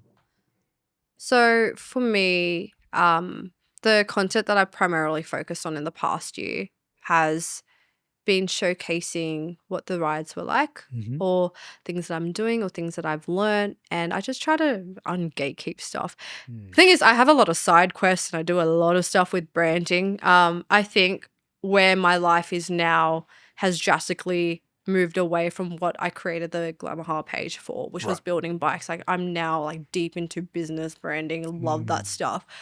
But I can see that a lot of people are. That's another one. Oh, you know it from the sound? Yeah. Really? That's crazy. Like, sounds- With Acropovic? I have no idea. I'm like, ooh, who's that? So for me, I think just leveraging off like the kind of content that I've created as of late, I've been more motivated to do stuff where I can showcase what the rides are like and people can think, oh my gosh, like that's something that I would really love to attend. And it invites them to come, or like it's the point where they're like, I'm too nervous to do this thing, but because I watched your video, I feel like I can. Like, or I'm not afraid to go on track, or I'm not afraid to try this thing out. So yeah, my content's a bit like interesting at the moment. So I'm transitioning to try Sure. and find a different style. But I think going forward, it'll be way more documenting about what I'm doing, what I'm up to, and what the events that I create are like. Do you encourage people to do that, to like just experiment and see where things land? Oh yeah, like there is like zero consistency on my page. Like you'll see me test this one style and test another. I'm like, I don't know, like this is what I feel like. I haven't worked it out, and Sure. people can scroll through my page and probably realize like, oh my god, like her content's all over the shop. I'll probably lose like hundreds of followers because of it, because I have no consistent style. But for me, I'm like, I'm literally just experimenting, and I think people realize that Christine doesn't really care. Like I'm just posting for me. But you're active. You know what I mean? Yeah. You're not like just laying around doing Yeah. jack shit and posting one thing Yeah. once in a blue moon. You're being super active. Yeah. It's just, you're just Like experimenting. it's not that deep. It's really not that deep. Unless you're working for a brand, then yeah, you need to like think about it a bit more. Would you align yourself with a brand? Maybe. Yamaha, maybe? Maybe. Would you align? Okay, if Yamaha approached you and said, Christine, they wouldn't talk like that. I don't even know how they talk, but they say, Christine, we love what you're doing. We want you to design the next Lambs Yamaha. No, fuck Why the the Lambs. Lambs one? No, fuck the Lambs. We want you to design the next R1. The 2026 version of R1. Oh, there's already That one's one. already been released. 2027. Sorry. That one's already been released. What would you do to that bike? Straight off the bat, what would you do to the 2026 R1? What about it? Have you gone, really? I would put a fuel gauge in it. There's no fuel gauge? No, there's no fuel gauge.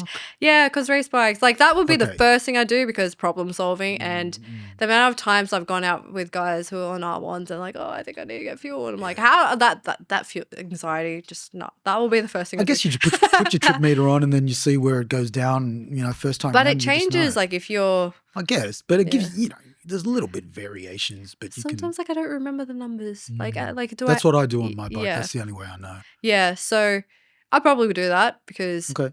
when I rode the S1000, that BMW asked me to take around. That was the best thing. And I was like, damn, these bikes drink fuel. And I was like, Yeah. oh, I'm so grateful for this fuel gauge, because last thing I want to do is just get stuck on the side of the road and, be a girl with a big bike and not, 8 cop cars. Yeah. 8 cop cars on the side of the road. And I'll actually be like this because I'm upset, not because I'm faking. Sure. Yeah, so that would probably be it. To be honest, that'd be the first thing I did. Just a few. What about aesthetically? Aesthetically, it'd be nice to see. I don't actually know. I think it'd be nice to see what we could do with the winglets. Like I like wings on bikes, so Was there a year? Do you like the Ducatis where they've got the wings? the down new on the ones. I fairings? don't mind them, but I don't really follow Ducati that closely. Yeah. Is there a particular year of Yamaha that you're like, that's the year they got it right? I really like the latest gen. Okay. Like I'm a huge fan of the latest generation. I love sharp looking bikes that are crispy. If we're talking about R1s. Yeah, I just haven't got around to getting one yet because I was building up my skills. But I have ridden them and they sound really cool. So that's definitely a bike in the future. It'll be when I get in the future, but probably not the next one. Oh, okay. Are you going to divulge what the next one will be? I'm not going to tell you what the next one is. I want to get like a hot goss moment right here. I want to share with you some really interesting things that I found. So there's a woman by the name of Vanessa Rodman, right? And she just made, she's the first Australian woman in 30 years to qualify for the pro stock motorcycle category. And a qualifying run clocked an impressive 7.2 seconds pass on the drag strip at 302 kilometers an hour. Is that in Australia? That's in Australia. As a city?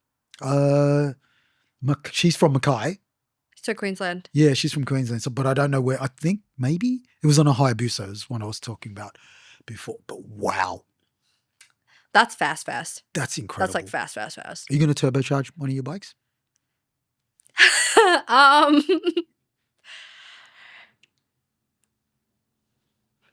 I want to live.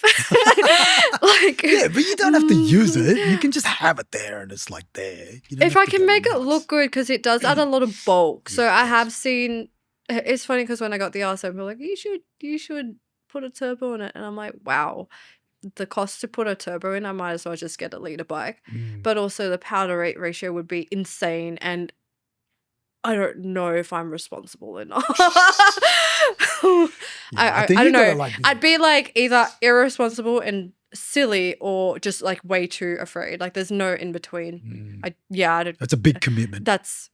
on so many levels, not just the riding, but the I maintenance just as wonder well. how they go. I know there is a turboed like R7 that someone did. I'd like to check that. Like I'd like to see how that went. But And you'd probably have to Okay. find the right people to do it as well. You know what I that's fine. mean? You can find good shops. There's heaps. Yeah. Yeah. Okay. All right. But this is a really cool one. So this is what I was talking about before with the Women's Riders World Relay. So this is apparently a worldwide ride of 20,000 women over 102 countries via an app. And so, I haven't gone deep into what this actually is, but it sounds like it's an app that basically works on your time zones, and they go for rides. So there's a similar ride like that here in Australia called the Distinguished Gentleman's Ride. And Yeah. so I don't know if you're familiar with it, and it's to bring about awareness for men's prostate Yeah. cancer and male depression. And a mate of mine, he created it. His name's Mark Howler. Shout out to Mark Howler, and Mikey and Ramsey as well. They're part of that team. And basically, they've literally raised millions and millions and millions of dollars worldwide for this event.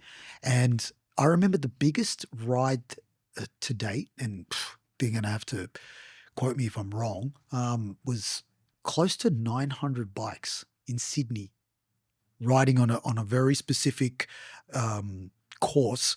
That through was Sydney. recently. Yeah, they do it every year. Yeah, I did Get see all the dressed up, Yeah, in suits. dapper and suits They're and really stuff cool. like that. Yeah. They look really fucking cool. It's a big cafe racer community, but it's open to all bikes. Yep. Yeah, and that's a pretty amazing thing that happens everywhere in the world. It started here in Sydney. I remember when he first started, and you'd like maybe just a couple I of didn't guys realize riding. it was like global. Yeah, it's That's global really now. And the cool. amount of money they raise is crazy. That's And the insane. sponsorship from Triumph and all the other sponsors as well. Now they're doing one for cars. Distinguished Gentleman's Drive, it's called. Hectic. That's So it's so cool. possible. So cool. It's possible for like what you've created. In this, Definitely need a solid team to pull you that do off. need a team. Yeah, Yeah. that's Your crazy. team is everything, right? Do you have a team? Were you doing everything yourself? At the moment it's just me, and I do have like volunteers that have helped me out here and there, but who knows, like in the next little while we'll see where it goes. Once you scale up. Yeah, it's just me that kind of like organizes it, and then I obviously have support from amazing people who Sure. come forward and show up on the day. I can't do it alone. Yeah, no, it's crazy. It's And your brand, where are you taking this brand? For now I'm just gonna keep producing things that I think can really change the experience for someone. Okay. For me, like as much as I love clothes, and I know I'm in my gym gear today because I just came from training, but like what I wear on a like outside of riding bikes and this is so different. And Right. I don't know, I just feel like I like clothes because I feel like they're a good expression, self-expression. You should feel proud to be who you are, Yeah, I'm all and about it. it changes confidence like 100%. drastically. But I am very conscious that there is so much stuff being produced these days, and a lot of it goes to landfill. And I'm just someone that's like, even though I ride bikes and like we produce CO2 emissions, Wow. I don't like contributing to landfill. So I only produce things that I think can actually change the game or add value, or there's a specific material. I'm like, I think people will really like this, and then Okay. I'll do limited drops only every time. Yeah, right. But the goal is to just create stuff that make people feel like, damn, I deserve to wear Yeah. this. Yeah. Do you get, is there a different sense of accomplishment when you've created a garment that has protective, but that looks sick, compared to just a normal hoodie, for example, that doesn't have any protective wear? There is. The amount of work that goes into both is so different. So the first Armored hoodie took 2 years. Wow. to get right. So that was testing multiple fabrics, getting the layers right, getting multiple people to size test it. Threw it out of a car at 90 k's an hour to see if it'll rip with a sandbag in it. People don't know that, but I kind of Your officially, test. I kind That's of, awesome. yeah. So like That's good to know. I've stress tested it before I released it, because if I didn't believe in it, there was no way I was going to put it out. How did it do? It didn't rip At all? I think eventually after the 4th run, it started to tear where the armor was around the edges, but only through the first layer. Okay. And it didn't go all the way through. What is the armor? What material is the armor? The armor is made from it's like a foam that kind of hardens on impact, Oh, but okay. it's flexible. Okay. I don't know the exact name. It's like a scientific name. Sure, But sure. yeah, they're all certified armor that is from a reputable brand. So I use Sastec armor in that one. Okay. And so yeah. when you talk about the armor, when you're trying to design where you want the armor to be in this garment, so that I would imagine you want it to look good and also be, safe, how much of that comes into the thinking process behind it, like the way it looks compared to the kind of safety level? Is there a compromise at any point there, or is it like so yeah has so to be with both? yeah so there is always going to be a weight and thickness and bulk consequence whenever you add armor to clothing. Like that's something you can't control, but just being very smart about how many layers you put, or like the way that something's shaped, or where things are positioned, and how much fabric you give, like how much excess there is, you can actually really change how the garment feels. So just Right. like taking a few centimeters off here and adding it here, like there's little things you can do, like zipper position and stuff. So that took a lot of fiddling, and I had to get some very pedantic people to try things on and just tell me, what did you hate about it? And we landed at the product that we were today. It's like pretty much, yeah, pretty happy. The only thing with the armored hoodie is it's for winter only, so it kind of sucks in summer. Sure, but hey, Yeah. what would suck more is no skin. Yeah. Yeah. So when you're producing all of these garments, I would imagine they're produced in China. Yeah, these ones are Okay, cool. with imported armor from Germany. Right, okay. So the back and forth that most people don't know about, right? Most people think that these things just appear, but the amount of back and forth that you have done with your designers and the people in the warehouses or fulfillment centers or wherever they're being produced, talk about that. I'd love to know, because that's a side of the business, because I've had people on here that have their own clothing brands and we discuss these things as well. So I'm big into fashion and we talk about import taxes and blah, blah, blah, all the kinds of crazy shit that get added on. How is that for you? How's that experience been for you? It's crazy because I think people look at Riders SZN and they look at the content that's on the Instagram page and think like we just make like cool content here and there, take cool photos and stuff, which we do, but that is literally like 3% of my time. Yeah. Literally 3%. Most of it is making sure it's right, making sure things come on time. I spend a lot of time designing, redesigning, and working with my designers to make sure, hey, I don't like the way this looks. Is there a way we can alter the logos or something on the front of this so we can make it look a bit better? Or be like, that looks a bit off to me. I need something to change by 1 centimeter. Can you do that? Like, I need the stitching to move over here. And they'll be like, no, we can't do that with this material because then it'll compromise the whatever structure of the material. Like, there's so much. Yeah. Like, I send a image of what I want to produce. They'll create the sample, and sometimes it just, the first one looked like I'm designing a jacket at the moment, and the first one looked like a freezer jacket. And I was like, a freezer jacket? Like one you'd wear in a freezer, like a commercial freezer, like down to your knees. You wear jackets in a commercial freezer? Yeah, like Okay. To keep them warm. And I was like, no, this was meant to be like a bomber jacket. Yeah, and I was like, it looked like a freezer jacket, and it was like straight. It looked like a dress. I was like, oh my God, everything was just so wrong. The logo sizes were wrong. And then I changed the design a bit, and they're like, oh, no, you can't use those materials. It's not going to work. And I was like, find me this material. And they're like, okay, suppliers need to go help me source this other material. I'll have to source someone else to do it. Like, there's so much into it. Like, even I don't like the way the zipper feels or the sound it makes. Hey, yeah. Man, I mean, this is your brand, right? Yeah. So it's crazy. My feedback. Different zippers have different sounds. Yeah, like if they're waterproof, if they've got big teeth, if you've got like if they're locking zipper, like this. You use YKK? Not on these garments, no. Right. Yeah. See how I knew YKK? Yes, yeah, but they are pretty good. Yeah, there's so much that goes into it that people don't realize. Oh yeah, 100%. Yeah, I can spend half a day on zippers if I needed to. I can imagine. And the back, and like I said, the back and forth from the friends that I talk to in fashion and what they have to deal with as well too. Sometimes they'll get a whole run of garments and they're all fucked. And then the supplier will go, "That's your fault." Yeah. You know? Yep. And I did not, I remember the first time that happened to me, I felt like my world shattered. Yeah. And I was like, holy shit, people have been waiting so long and I have to tell them, I'm so sorry.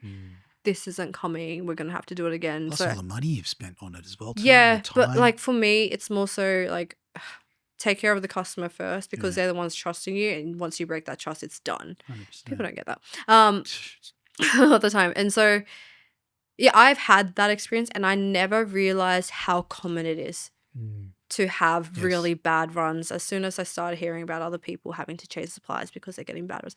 It's crazy. It's all growing pains. Like I'm blessed to have this problem, but also like yeah. But it's good. I want your viewers who watch this to know, because then they'll appreciate the garments more. Yeah, there was this leg bag that I hinted a year and a half ago now, and people were like, where is it? I was like, it's coming out in last December. And I just hated it when it came out. Like when I got the final sample, I was like, I don't like this. And do you tell your followers that? Like, are you vocal about? When they asked about it, I'm like, I really didn't like it. I didn't want to put it out. I'm like, I'm sorry, but I'm reworking on it, and yeah, it will come out when it comes out. Appreciate that. Yeah, because I know when it does drop, it's gonna be fire. Yeah. And do you make like limited runs of these things? Pretty much, yeah. Yeah, right. God damn. Yeah. So we have a mutual friend. We do. Who introduced us online and kind of exposed me to you. I didn't know you existed, and I'm so glad. This conversation has been incredible. But I feel like we need to invite him on. He's been on before. He is the anonymous This is Mojito. Now, I don't know when I'm sure. Yeah, his episode has already been out. When you're watching this episode, episode is already out, and I would encourage you to go and watch it because it's fucking awesome and it's hilarious. But damn, I didn't make mine funny. Yours was funny. What are you talking about? Was it? I want to welcome This is Mojito. Let's make sure he looks good on camera. Finger claps. Look at this guy. Hello, everybody. Oh shit. Is my mic good? Your mic is great. You're even wearing gloves. Wow. You could probably pop it out closer to you if you want. Here, let me get this one. Ah, thank you. There you go. Wow. This is Mojito. Do you have to race off, Chris? Sorry. No, I can stay for another like half hour. Yeah. Okay. We can make it quick. This is the thing with these podcasts, right? You sit here and you go, I've only got an hour, and then next minute, 3 hours later. Yeah. You just I can talk forever. 100. I is the same. This Sorry, is I think you're rotting while you're rotting away. No, it was a very much needed time. Right. I was just sitting there listening in on everything. Put my phone away. Is that a Riders SZN belly?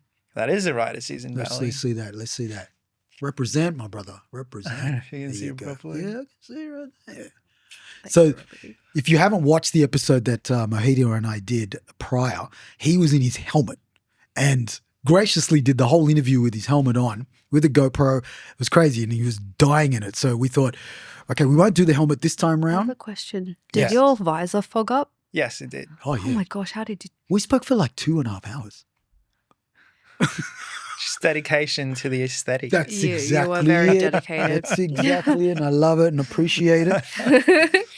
So I want to obviously say thank you for introducing us, and thank you for coming back on as well. There are some things that I want to discuss, but we've got to kind of keep it short. Sorry, I need to point out, is my fader meant to be up? Oh, shit. There you go. No, wrong one. Hello there. Hello.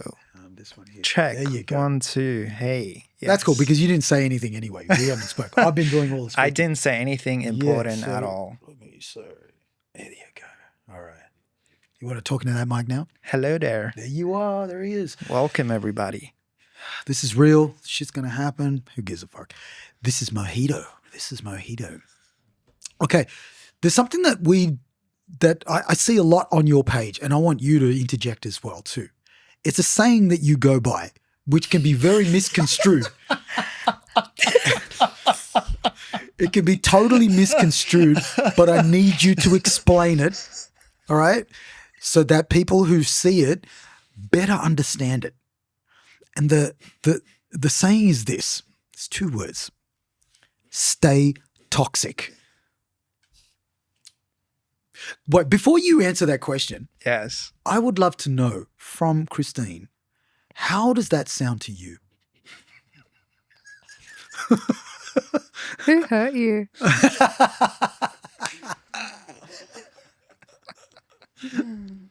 Dude, I know. Life. Yeah, right. Stay toxic is it's essentially just an extension of my humor. To put a very simple example is like let's say you gave us drinks, for example, and then I'm like, oh, I'm going to drink this Coke. Like, the Coke's warm. Like, do you want ice? I'm like, no, I'm going to drink it warm. Stay toxic. You know, it's just like, I just go against the grain. So realistically, the word doesn't actually mean in reference to what it stands for. It's more so of like, bro, it's freezing outside. Where's your sweater? I don't need a sweater. I just need a t-shirt. Stay toxic. You know? Like, it was just kind of based off of that I just started dropping it around here and there, and it just became into this running meme. And now it's like, even when friends talk to me and they're like, should we go get food today? And then I'll like dinner plans. Like, what do you want to eat? I'm like, oh, I want to eat this. And then they're like, no, you're not eating that. We're eating this. Stay toxic. So that's essentially all it is. It's just an extension of You're just basically doing whatever the fuck you want to do. That's basically staying true to yourself. When right? I first started seeing you write that, I was like, oh my God. I was like, fuck, who the fuck did I fuck? And I was like, oh my God, like, he is the problem. And this is why I needed to go. I'm kidding. But then eventually I was like, I started watching a few more. I'm like, oh, it's kind of funny. Like, it's like, it's just him. But initially when I first saw it, I was just like, oh my God, this goes everything. Do you get any grief from your female friends, like your female rider friends? No, not really. Like, do they understand the humor? No one's actually really brought it up to me. No. Okay. No. Well, that's the whole point of it, because I think initially it was always it's similar to how it's essentially how the helmet thing started. Like, on my page, I don't show my face and I have my helmet on all the time.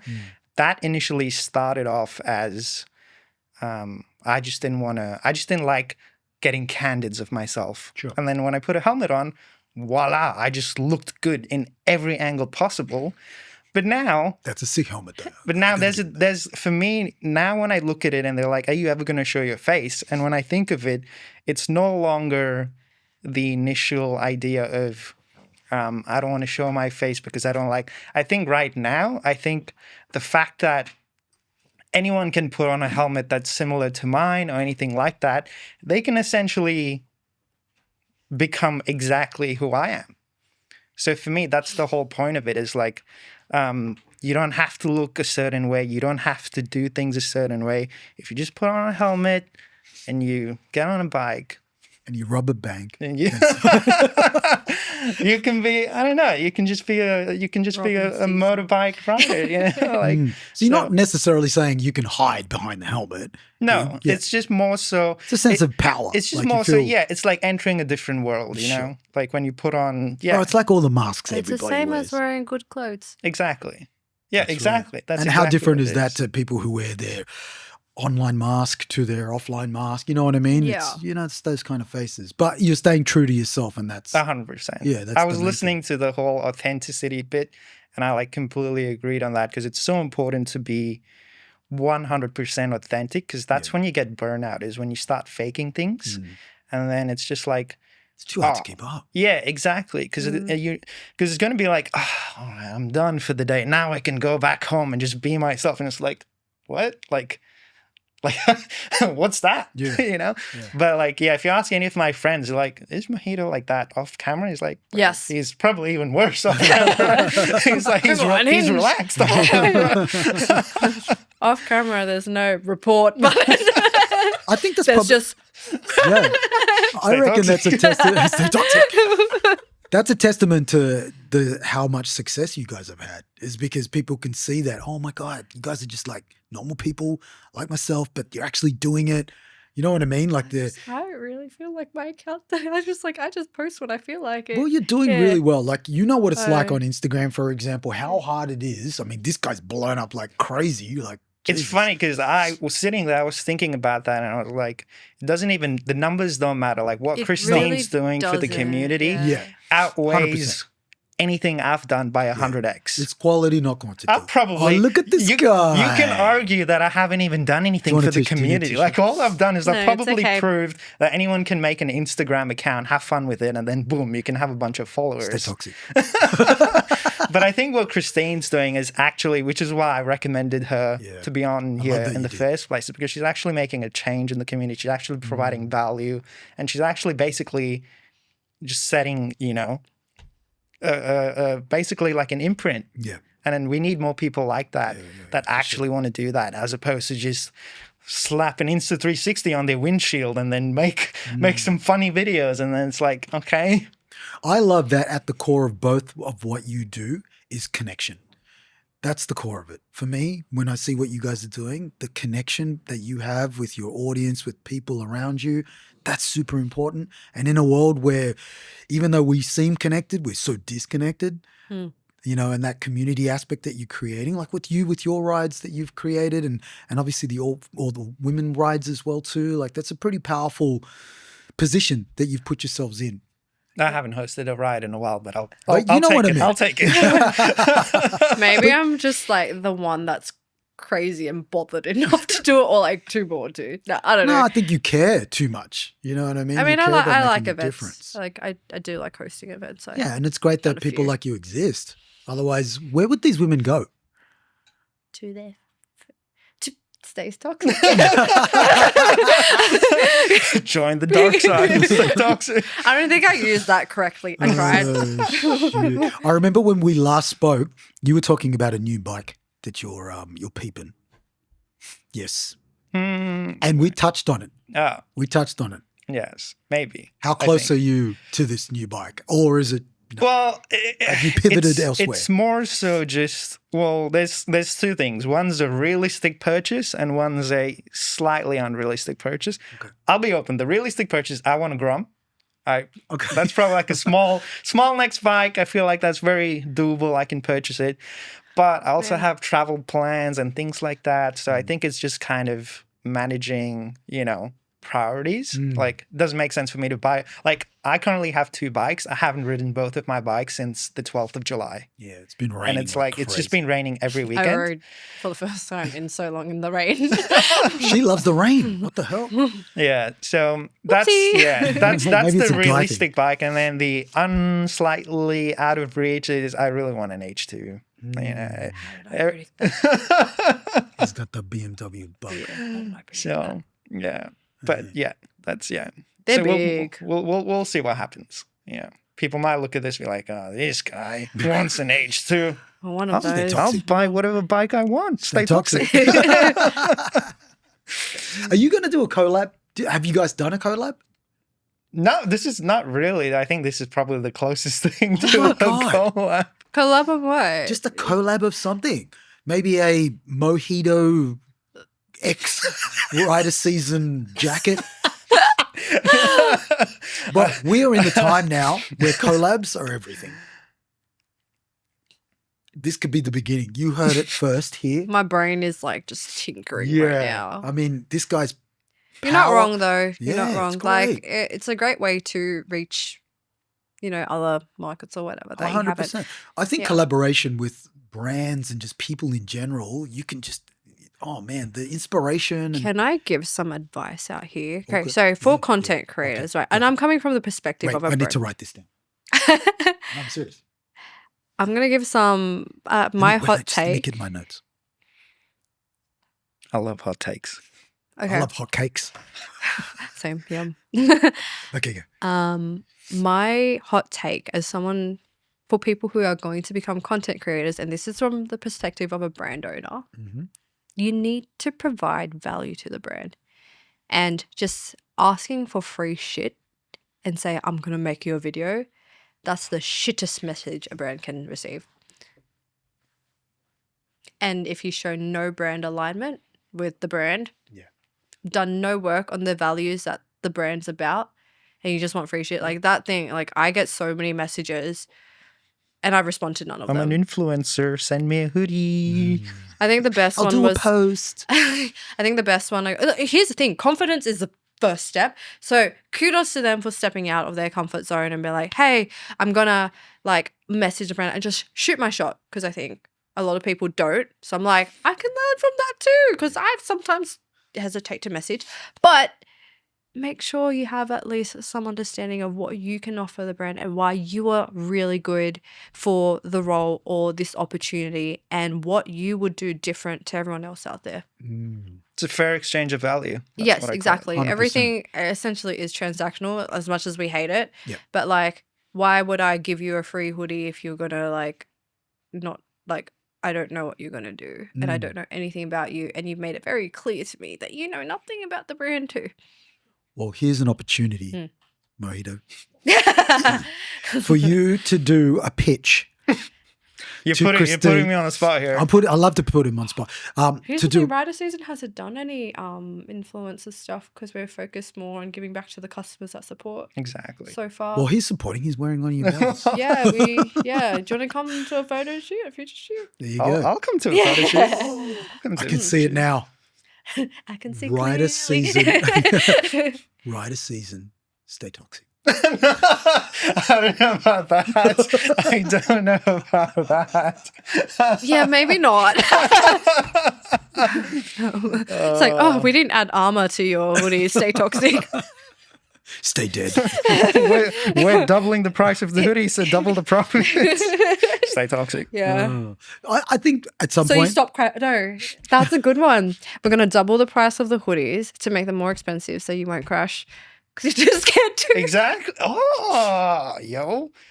Hola. You're scared of damaging a $500 hoodie, so you'll be more careful on the road. Increased safety awareness by wearing a $500 Riders It's not SZN hoodie. unlike it's not unlike you wearing a fresh pair of kicks and you don't want them to get fucked up. You don't want anyone to step on them. You don't want them to get scuffed. You treat different. You walk different. You know what I mean? You carry yourself a little differently. Yeah. So if you've got an expensive item, I'm not gonna double the price of the hoodies. I think that's like just to be clear. But that's funny though. Hey, if the world economy changes, you may not I have a love choice. hypotheticals. Yes. Yeah. But I definitely think a collab between you guys should happen. Maybe this will be a under the table discussion, whether it does or it doesn't happen. Surprise. Riders SZN. We're not telling you anything. I need to work on something. Yeah. I I can need see to do the more. I need to cogs. do more community stuff. Definitely. So. Right. Maybe What a is- meet. Maybe we'll host a fun meet. I feel like that would be Did cool. you That'd go be to the great. Riders SZN event? I think it rained. No, it didn't. Oh, actually, we rescheduled because it was going to rain. So And it I got think moved. And then you couldn't make it. then I couldn't make it Yeah. because of work. That was So really Riders cool. SZN events are open to men and women. Yeah, because they're brands for the community. And there's no judgment. Just don't be a dickhead is Sure. really it. Please don't do a burn it on someone else's property because I don't want to deal with the conversation. I'll cry. That's just good life advice. Don't be a dick, right? Yeah, you missed it. You missed the stunt show, the backflips and stuff. I saw stories about that. I was like, that looks sick. And I Do you was have just it online upset. for people to watch? It is. It Do you is have a online. YouTube channel? I do, and Riders SZN doesn't, but the reel's on the Riders SZN page, so you can see the highlight reel of the Sydney event that happened. That looked really fun, actually. What's your YouTube channel called?